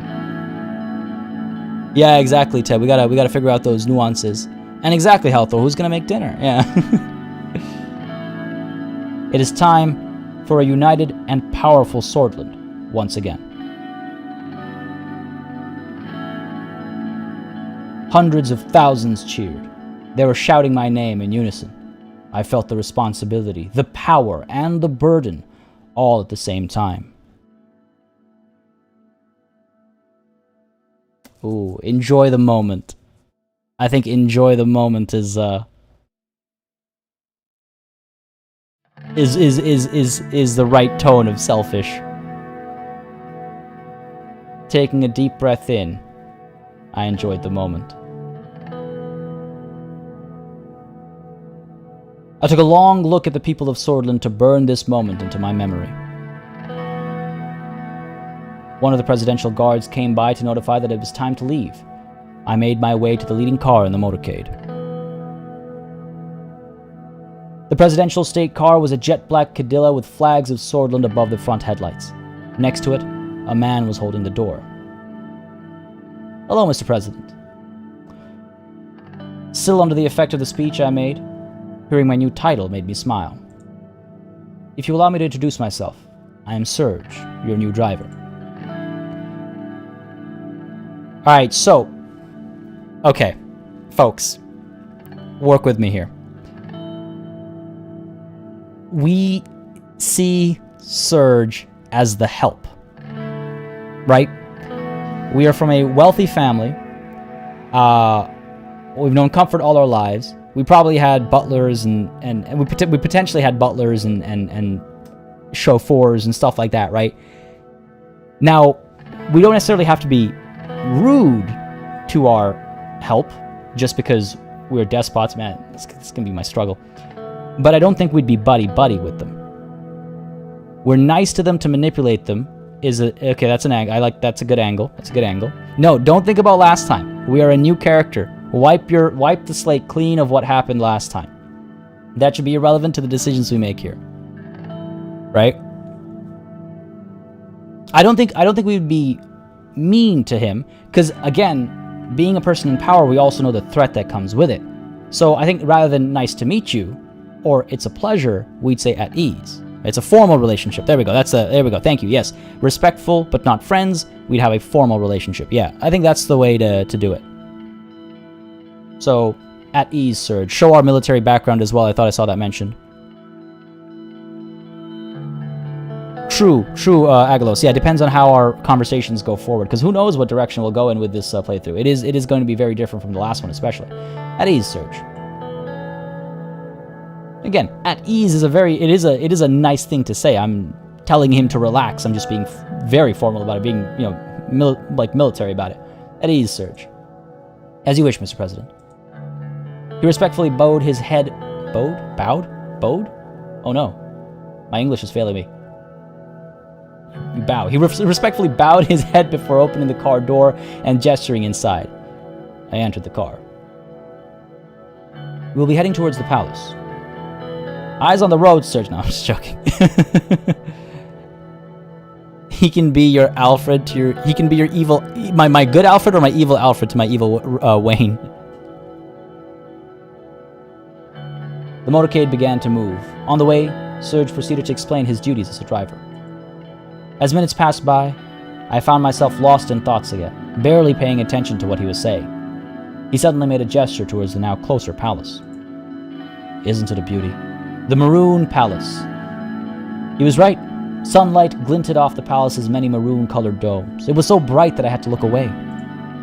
Every time I look at it, I'm reminded of my duty to this nation. We all owe a great debt to the men who led the country from here. It's just a building. No, I will not downplay symbols of the nation. It is the beating heart of the nation after all, or it is in good hands now. Kai, that's a very potent question. It's a very potent question, and then that is a very big deciding factor for sure. We should help him in all ways we can, but it is not because we are good people, but because it'll come in handy in the future. Yeah, exactly. Anytime we help somebody, this is the situation where it's like we do favors for people because we know they're in our pockets. Then, manipulative is absolutely a trait we can what's it called? Embody. Seeing ones or twos. I'm thinking 1 or 2 as well, right? I'm thinking 2. I'm thinking 2. It leans towards our like kind of nationalist identity so far. So yeah, I think 2. So do I, Serge. It is the beating heart of the nation after all.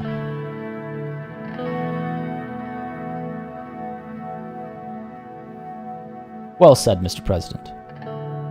Exactly, Oshin. Yeah, I was thinking the same thing as well, right? Little too cash for a first conversation. Our agenda must be kept hidden. Our personal agenda must be kept hidden, for starters at least. We don't know who our allies are yet. The car drove past the majestic gates, continued uphill to the entrance, and stopped in front of the doors. Serge got out of the car and opened the door for me. Have a great day, Mr. President. Amorgna Westcor. He referred to the famous Swordish phrase from the times of revolution, Amorgna Westcor, Vectern Sista, which meant morning will come, victory is close. Is it the times of revolution? Which revolution? I think it's fitting to say Vectern Sista, right? I mean, it's a national, it's a famous Swordish phrase, so it doesn't make sense for us not to say it, right? It's not like against our any of our leanings. I'm trying to make sure Vectern Sista it shall be. I think so, yeah. It embodies again our nationalist kind of like leanings, right? I made my way upstairs through the extravagant corridors of the palace. Marble and engraved wooden finishes decorated the interior. My footsteps echoed in the colossal halls. The guards bowed their heads in respect as I opened the massive doors to my new office.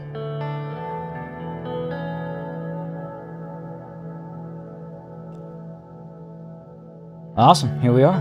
Oh dear. Right, of course, there's news from everywhere. Let's you know what, let's go ahead and look at the reports from the nation first, and then the news, and then external conversations. Our nation comes first. What's happening at Lackhaven? Home, even. And here we are indeed, Diablo. Port of Lackhaven loses importance, so that's not the first thing you want to read. The latest marine traffic reports show that the port of Lackhaven is no longer the busiest of the Maricopa continent, falling behind to the 3rd position. While this is a negative indicator for our administration, Lackhaven still has the potential to shine again as a major trading center.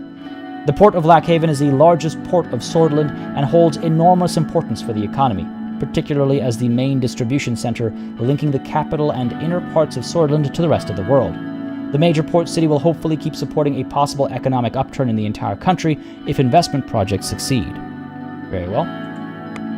Very well. We have a report up over here as well at Arvery and Laren. What do they say at Laren? Low production in Agenland. Fair enough. We're going capitalist, so hearing the oligarchs' concerns seemed perfect for economic concerns, right? Yes, for sure. Something we'll be taking into consideration all the time. I don't think it's the only port in Sordland. It's just the biggest one in a nice kind of bay kind of area. Low production in Agenland. The report calls attention to the alarmingly low levels of productivity growth in the region of Agenland, where there are also high rates of food insecurity, malnutrition, and rural poverty in inner parts of the region. Well, maybe they should pick themselves up by the bootstraps and have less goddamn avocado spread on their toasts. Lack of investment at Arvery. The mayor of Arvery, Eric Neal, reports a lack of adequate infrastructure around Arvery, which seriously undermines the attractiveness of Arvery's investment climate. Foreign investors, particularly from Magnolia, are becoming hesitant to invest in the city. Oh, okay. Meanwhile, according to data published by the National Business Council, around 19% of a company's total expenditures in Agriland is absorbed by logistics costs, while in pure regions, this figure is below 10%. Okay. First of all, Jordan Brothers, thank you very much for subscribing. Hope you're having a good time, buddy. If you are, you know what to do. Hit that like button and let me know. Makes a big difference. Epelgeen, I hope I got that right. You gotta go. Sounds good, man. Have yourself a wonderful, wonderful weekend. Thanks for dropping by, and have yourself, a good time. Thomas, you gotta go as well. You will follow the glorious first moves in the VOD. Sounds good. Have a wonderful weekend, man. Thanks for dropping by, and I hope you have a good time. Okay, so, I mean, both of these are, from an economics perspective, both of these are important. It actually slipped my mind how important the Arvery, or rather the Aghaland situation is for foreign investment as well. And indeed I am, Omkar J. Was a question asked somewhere? I think I might have missed something. I apologize if I missed a question. Oh, that was the question. I've read the words the other way around. Yes, I am indeed, Omkar, yes. It's been quite the ride. In fact, just last month, I think it was, I hit my my 2 years full time. Alright, so that's all the internal stuff. Except for business, I suppose. What was the first thing we have to tackle? Oh, okay, there are some logistical issues to discuss. The mayor of Hallsword reports that the rising population and fast urban expansion has resulted in high levels of congestion in the city traffic. The logistics report underlines increased traffic and slow transportation routes as the biggest problems of the capital. The mayor also reported that the absence of a well-designed, large, land-based logistics center where all transporters come together is one of the greatest problems for domestic transporters because Hallsword is a big metropolis. Transporters are scattered all over Hallsword, having established such centers in 10 different districts. Fair enough, so logistical issues. I don't even know if we can do anything about that, really. I'm really curious to see all that will be different in this run. Joshua Young, thank you very much for subscribing, buddy. Hope you're having a good time. I know you're here because I caught you in chat earlier, so I hope you're having a good time, and thanks for subscribing. That could be fun. In CK3, I assume you mean. That could be fun. I definitely want to play in that part of the world for sure. General Staff gathers. The General Staff convened right after the election to congratulate our victory. All branches of the Swordish armed forces were represented in the meeting that took place at Camp Strongarm with massive security measures. The chief of the armed forces, Vulcan Kruger, made a public press statement highlighting the increasing chances of military confrontation in eastern Maricopa and thanked us for the promise to strengthen and support the military. Already we're seeing things different from our previous run, right? Alright, some conversations to be had over here. That's actual work, though. That's actual work. Let's go ahead and read the news as well, and then we'll soak in all the congratulations from across the borders, right? The Hallsword Post. Rain spoke of unity. Oh, it's going to be interesting to see how the papers twist our words in this run. President Anton Rain has been sworn into duty in a great ceremony in Hallsword. Thousands have attended the ceremony where President Rain has met with his supporters for the first time after his election. In his inauguration, Rain spoke of unity, bringing focus on people's right for a free and prosperous life. For many generations, this country and its long history have kept us tied to an idea, the idea of unity, said the new president before he went on to start his first day in the Maroon Palace. Sordland today. President Anton Rain. The new president has been sworn into office by the Chief Justice Orso Hawker. Another great win for the USP and Anton Rain, who managed to get 37% of the general vote. The first congratulations came from Kesaro Kibner of the National Front Party. The runner-up of the general vote, the PFJP, didn't concede until the last minute, despite clear results just hours into the election. Thousands of supporters have gathered in the streets of Hallsword, chanting campaign slogans, waving flags, and displaying USP party banners to display unwavering support to the newly elected president. The public mood is very positive in the capital from all accounts on the ground. The city is celebrating that a Lackhavener has become the president of Sordland. Lackhaven Times. The new assembly begins duty. President Anton Rain has been elected 4th president of Sordland in the 7th Swordish elections. The United Sordland Party has won the election on Sunday with just over 37% of the vote, while Franz Richter, the leader of the People's Freedom and Justice Party, could gain just over 20%. Kesaro Kibner, the head of the right-wing National Front Party, is in 3rd place with just over 11%. The Communist Party of Sordland and the Workers' Party of Bludia both won just below 10% of the vote, failing to pass the 10% election threshold. The new term begins with the opposition of PFJP and NFP under the USP government. The unrepresented votes below the threshold resulted in the USP taking 52% of the seats in the Grand National Assembly, giving them the lawmaking power. The new seat numbers have been finalized as follows: USP 130, PFJP 70, NFP 40, and the Independents 10. Y'all talking about wings and pizza in chat? For real? Oh man, making me hungry, man. Now I want some pizza and wings. The Radical, another USP president. How many times will people fall for the same trap? We've seen this before with Colonel Saul, who supposedly saved this country and brought stability in times of chaos. His stability, however, meant a life of oppression. Any opposing voices were silenced and many were persecuted. Next was Alfonso, who was elected as the liberal reformer to bring change to the USP in Sordland. Seeing his unfortunate inability, his own cabinet resigned. As the third USP candidate becomes president, it is high time to realize that real change won't come from their party. The Economist has this to say: End Solonomics. A new era begins for Sordland, and it holds many economic questions that will need to be answered by President Rain. Our top economic analysts, with consultation from the National Business Council, have released a comprehensive report on the performance of the past 20 years. A certain sector of the report stands out. The last 2 4-year plans of the planned doctrine created a budget deficit and a clear reduction of the industrial production output. This was specifically due to mismanagement and inefficient bureaucracy. The year-on-year growth, budget balance, and production index values indicate that the 2 most productive consecutive years had been when the privatization program of Alfonso began in 1949. Our editorial team, with the help of experts like Mikhail Avin and Edith Anyok, have come to the conclusion that the recession was not actually caused by Ewald Alfonso's bold privatization program, but by the drastic obstructions of state executives hindering the plan. President Rain must take the advice of planned economy proponents around him with a pinch of salt. Otherwise, he could find himself in the same spot of Tarkin Sol in the mid-40s. Get it? A pinch of salt? The Radical will be the first to go. Oh yeah, the Radical will be the first to go for sure. Oh, they'll stick around. They'll just be under new ownership. So working with the old guard and privatized state assets to get more budget. Working with the old guard, privatized state assets to get more budget. Yeah, that's probably where we're the direction we're headed in. Man, now I'm thinking about pizza.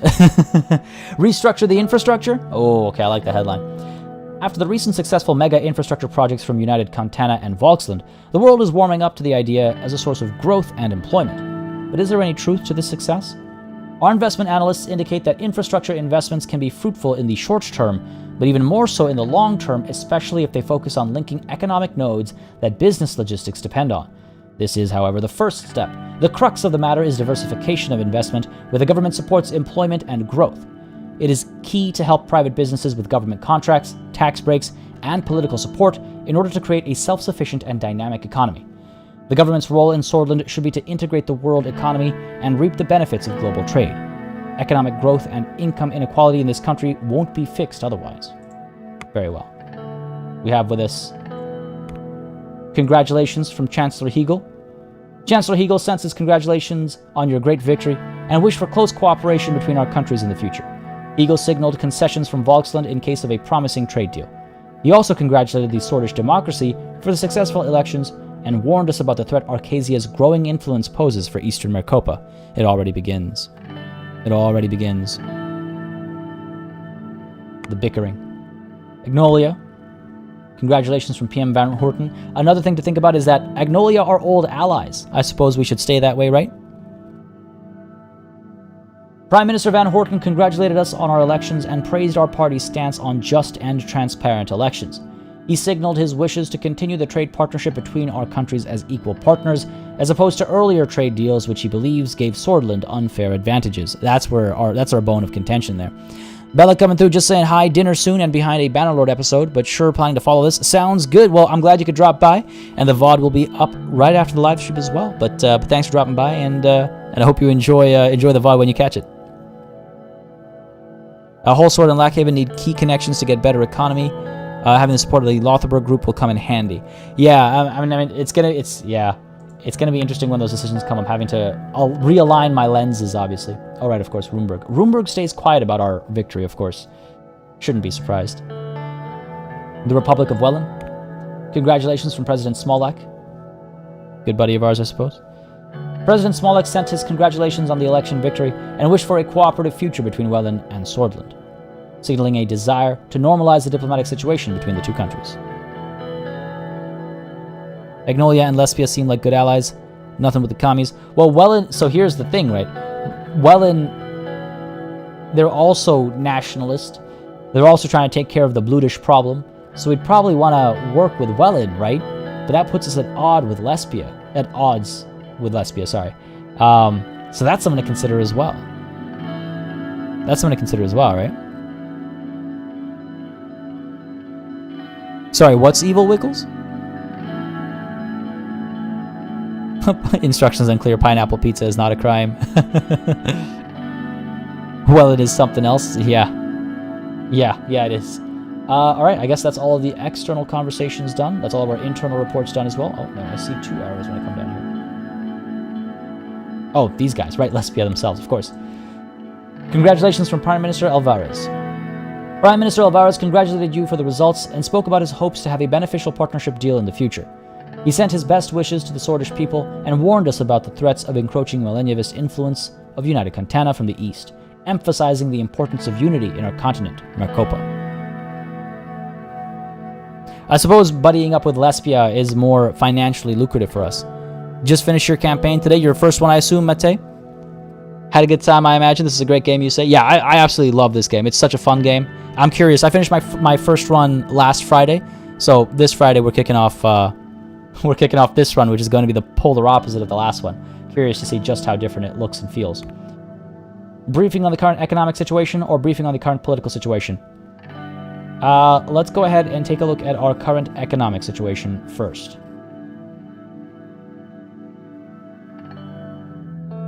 Simon Hall, Gus Manger, and Lilius Graf were about to arrive at the White Room for our scheduled economy meeting. This was the room in the Maroon Palace where all important meetings were held. 2 assistants arrived first, carrying a heavy projector. They stood with it by the door, waiting for the ministers to enter. From the hallway, I heard Lilius Graf's voice. She was using the patient, almost motherly tone she often took in heated arguments. Gus, do you really think that such an economically advanced area is more in need of investment than Agenland? Lilius, my interior minister, strode in. She was clad in shades of brown and beige, the only spot of color a bright yellow nearest star on her necklace. Gus followed close behind. Don't be an idiot, Lilius. What about the unemployment crisis the greater Hallsword and Gelsund regions are going through? These areas are our economic heartland. Gus curled his hands into fists. The Minister of Agriculture and Rural Development's temper hadn't changed since his days in the Alfonso administration, but neither had his reputation for getting things done. His far-reaching network of connections was unlike any other. See, here as well, for example. Do we align with Gus or Lilius, right? I feel like helping our economic heartlands are perhaps more important. Jazzy B. Yeah, nothing wrong with her at all. But as far as this particular decision is concerned, I feel like we lean more towards Gus here. Yeah, Ease, I felt the same way about DeBomb. Wasn't it's okay. Yeah. Simon Hall quickly stepped between the 2 ministers without looking at either of them. He cleared his throat.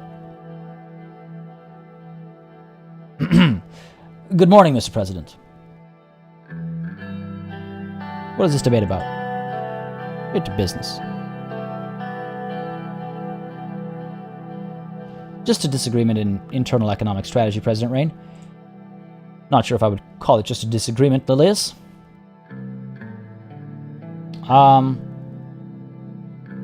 Oh. Could you enlighten me, Gus? Seems a bit more of an aggressive statement. Could you enlighten me, Gus? Miss Graf seeks to focus our economic development in a region where we can't reap the financial benefits. Business leaders are requesting better logistical links in order to contribute to the economy more. A wise idea if your main agenda is to make money instead of developing the region and serving the people. Well, that makes the decision easy, right? That makes the decision easy. Remember, folks, we cannot influence our decisions based on what we know from the last playthrough. We got to stick with what we know in the current playthrough. We don't have premonition powers. We got to try and do that. It's the hardest part of role-playing the same thing multiple times, but we have to do that, because otherwise we're not role-playing, we're metagaming. I think Gus is I think I'm more on board with Gus over here. We need people to contribute to the economy more, right? The economy is failing. Our own pockets could... this color's not green, it's black. I want it to be green. Lilius, could you elaborate then? Let's hear her out. Of course. The argument is simple. Ireland is our weakest region, both in terms of economic and social support. We should support the city of Arvory and its respected mayor. How impartial can you really be? Simon was observing the argument. Why are you questioning her impartiality? This snake of a woman is the former mayor of Arvory, and Eric Neal is her successor. Her argument could be biased. I don't think we knew this from last session, did we? Yeah, Kai, good job. You talked to the opposition side. Exactly. Everything she said is just like, yeah, I like your idea even less now. Nenad, how's it going? Glad you can make it. Money is greater than people, Halthor. Aw, yeah. Gus, dear, my arguments are proven by simple economic data. Our poorest and least developed region is Agenland. The facts are clear, but it seems to me that you'd rather resort to name-calling to push your agenda. The figures are being skewed in Nargis to make it look like a developed region, for example. In truth, it is the poorest region of all. Simon stepped in. I would like to put a stop to this debate. We will discuss it all calmly and logically. Lilius and Gus went silent. Simon pulled a silk handkerchief out of his pocket and briefly wiped his glasses.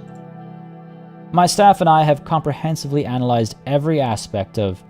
He was interrupted by a groan from one of the assistants by the door, both of whom were now visibly struggling to hold up the heavy projector.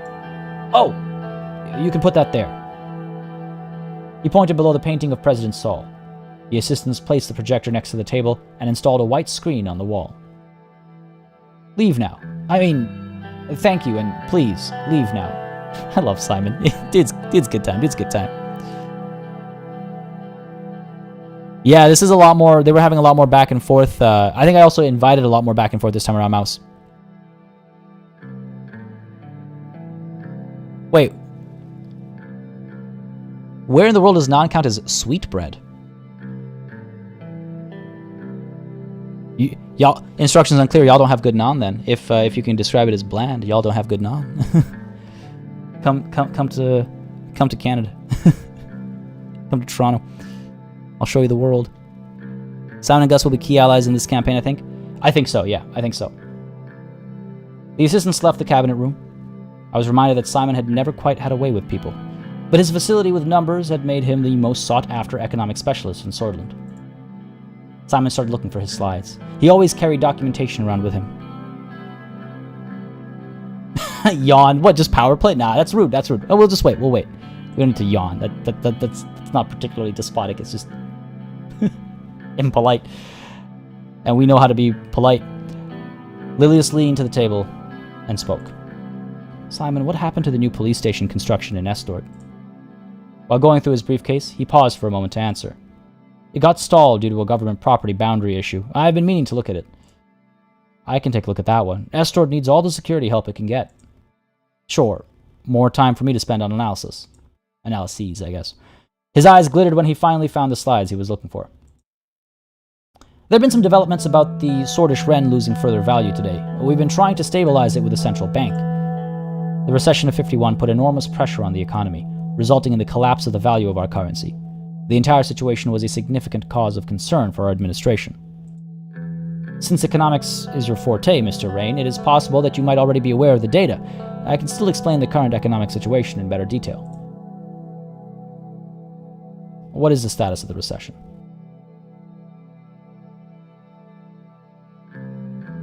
The economy has been in a recession of about negative 6% in the past year. The average GDP has dropped from 15,454 Swordish Ren per capita to 10,359 Swordish Ren from 1951 to now. This administration's success depends on our ability to stop the recession. The sooner we can reach GDP growth, the better. Okay, what is our GDP and debt situation then? Our current GDP is 310 billion Sordish Ren, and the national debt is 427 billion. It's still hard to fathom that we lost nearly 150 billion in wealth. The past 3 years were tough. Yeah, that is bad. Alright, what's the deal with our unemployment and inflation? Unemployment has skyrocketed and is now at a staggering 16%, and the inflation is at a relative high of 7%. Unemployment is increasing crime and drug use. We need to get people off the streets. The inflation isn't helping our average citizen either. I have all the information needed. Let's move on to the economic strategy. Simon scattered the paper stack in front of him in an orderly manner and took a final look at his notes before clearing his throat. As you can see, the situation is alarming, but not everything is negative. The extensive privatization program of Alfonso left us a large budget surplus which we can use to stabilize the crisis. The primary subject we need to settle on is what general path we will take in our term. Solonomics-based nationalization happened in the 30s, and Alfonso's privatization began during the end of the 40s. What will our administration focus on? One of our main promises was to promote a free market economy to stop the recession. To be frank, I believe it is the only way out of the recession. I still do not support it. Why promote the private sector when we have qualified state-owned enterprises? Because the lack of competition has made them inefficient. Simon nodded. Humanity in the 20th century is thriving because of the rule of supply and demand. I do not even remember this option from the previous playthrough. The more of the economy we control, the better we can manage the recession. I feel like 4. Oh god, Agalos, yeah. The debt passing the GDP is already a problem. I've actually watched a recent video about, on that topic. It's funny how much of economics is just, we don't even know. We don't even fully understand. I think the 4th one fits our stances and our attitude and personality as well. Humanity in the 20th century is thriving because of the rule of supply and demand. Agreed. Look at how quickly Lesbia and Arcasia have increased their prosperity by embracing these basic principles. Sordland has the potential to do so as well. Why don't we take our potential seriously? Integrating heavily in a market economy would work if we had extensive means of production. Our industry is lacking. The structural problems of Solonomics were going to lead to a recession according to the predictions at the time anyway. Either way, even if we pick one of the doctrines, we retain the option to make economic choices on a case-by-case basis. That is, however, not recommended in my point of view. The last thing we need is a chaotic economic plan. Finally, something we can both agree on, Lilius. There is another important point which has a direct impact on our economy. Superpowers. We have done well not aligning ourselves with any of them. Economically speaking, an isolationist policy overall could only work if we were to reap the benefits of both spheres and their rivalry. This is very dangerous to attempt, but still possible. We must be very cautious. There are schemes being devised about Sordland. We cannot give in to their wants now or in the future. Otherwise, our country will turn into a pawn. Time will show if saying neutral will work out. I haven't decided exactly. No, Sordland will not be controlled by any nations. See, some of these decisions are a lot easier because we've kind of preordained the kind of person and kind of leadership we want to be. Precisely my point. We will stand strong and show an example to the world. I hope we won't regret this. Simon cleared his throat again. Let's not get ahead of ourselves. Minister Whiskey will be in charge of informing you on those types of foreign policy decisions. We must first decide on our internal economic plan. Simon put forward a legal document outlining the possibilities with both economic doctrines listed. The cabinet members looked at me. Let's finish what Alfonso started with the capitalist free market reforms. His path was going to enrich Sordland. 2. Yeah, exactly, Kai. I am the Sordland. Sordland will only be controlled by me and none other. I'm thinking here 2 is lined up with everything we've set up so far, right? Finish Alfonso's plan, free market reforms. His path is going to bring us prosperity. I'm wondering if I would ask more questions, but I don't think so. I think we're pretty well kind of set in our ways, right? We know what we want here. We're not curious. We have the answers. We studied economy. We're familiar with the topics at hand. Let's finish what Alfonso started with the capitalist free market reforms. His path was going to enrich Sordland. The recession was a direct result of his free market reforms. History must note that the reason for the recession was because Ewald Alfonso was betrayed by his party. That is not true. There was plenty of time for him to do it. If you can't make change happen in 2 years, then you are at fault.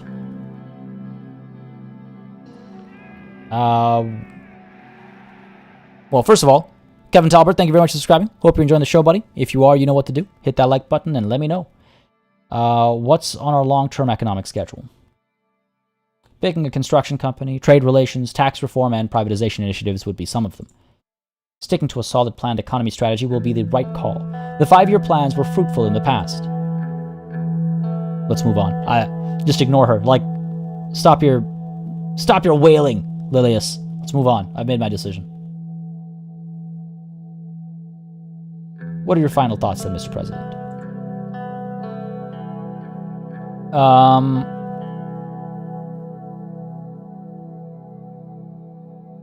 Three, I guess, is the right option, right? It's between 2 or 3. 1 is critical institutions remaining in state control, which we don't want.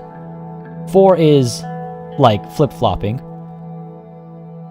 Jazzy B, shut up, Meg. Yeah, kind of. Yeah, Renke, we know nothing about this betrayal she's talking about. We know nothing about this betrayal. I think the third one, we should look at opportunities like privatization. See, I feel like 2 is still kind of like flimsy. It's like we should look at opportunities. No, we want to be like, put our foot down. A market economy doesn't require as much guidance and can help us attract foreign capital. There's no shoulda, woulda, coulda. It's what we're doing. A market economy. Let's do it. Especially for Marquesia. President Walker is always interested in expanding the economic zone of the ATO. We could secure lucrative investments from capitalist countries. So, what will our general economic plan promote? Promote a free market economy, as we promised. I can't say that I agree with this. Lilius looked displeased. Now that there is clarity on which direction we're heading, I'll work on a good plan accordingly. This concludes our meeting. At our next gathering, we will talk about the upcoming infrastructure investment plan. Now that the economic direction was taken, the ministers dispersed for lunch at the Maroon Palace. Our first decisions. Lots of things popping up from these initial conversations, of course. A lot of stuff to look at, but we have, in fact, made our first moves as the new president reign of glorious old Sordland. Folks, this is what we're going to call it a session. Gone a little bit over our usual time. I hope you all don't mind, but I feel like that's a good note to end things on. We made our first kind of major decisions. We, of course, character development and all that happened in the first half, and then we made our first major decisions, and I think the future is looking bright for the nation. I hope you all had a good time. If you did, again, y'all know what to do. Hit that like button. It really does help make a big difference, and just letting me know what y'all are interested in. Whether you're watching live or the VOD, again, if you're watching the VOD, leave comments as well, because I do read all the comments. It keeps me informed with regards to people's interests and all that. Jack Aimbot, thank you for subscribing. Hope you enjoyed the show, buddy. If you did, you know what to do. Like I just said, literally, hit that like button. Don't hesitate to join our Discord as well. Again, fantastic community full of fantastic folks having a fantastic time all the time. I want to mention as well, in just a handful of minutes, I will be releasing a new video, which I think if you like these kinds of games, I think you will be very interested in the video that's coming out. Again, it'll drop in like 5 or so minutes. So give it a look and let me know what you think about potentially doing some live streams of that as well. I'll announce it on Twitter and Discord as well. Again, links to both of those are in the description down below, and the Discord link is in the chat as well. Ren K1124 coming in with a super chat to wrap us up over here. Wrap us up like a cigar, evidently, because that's that cigar money coming through. Thank you very much, Ren K. I appreciate it greatly. Again, the super chats make such a big difference in just keeping everything sustainable, keeping the channel alive and running smoothly, as I like to say. On which note, of course, no session is truly done until we say a massive thanks to all of the channel members and patrons who've been supporting the channel month after month, year after year. Thank you so very much again to all of y'all. Thank y'all for joining in and watching as well. It's always a good time. I hope y'all have a wonderful rest of your Friday. I hope you have a wonderful, wonderful weekend ahead of you. I hope to catch you in the Discord over the course of this weekend as well. I'll be hanging out. I think I need some good chill days ahead of me, so I'll be trying to just kind of calm down on the workload a bit this weekend and just hanging out in chat and in Discord a bit more. So I hope to catch you there, folks. If not, we're back on Monday with our Maidens of Iceland run, and we're back on Tuesday again, unless luck has its way with me. We'll be back on Tuesday again with Phantom Brigade, and then Friday once more, continuing our Despot run in Suzerain. Again, folks, keep your eyes peeled for the video coming up. But until next time, cheers.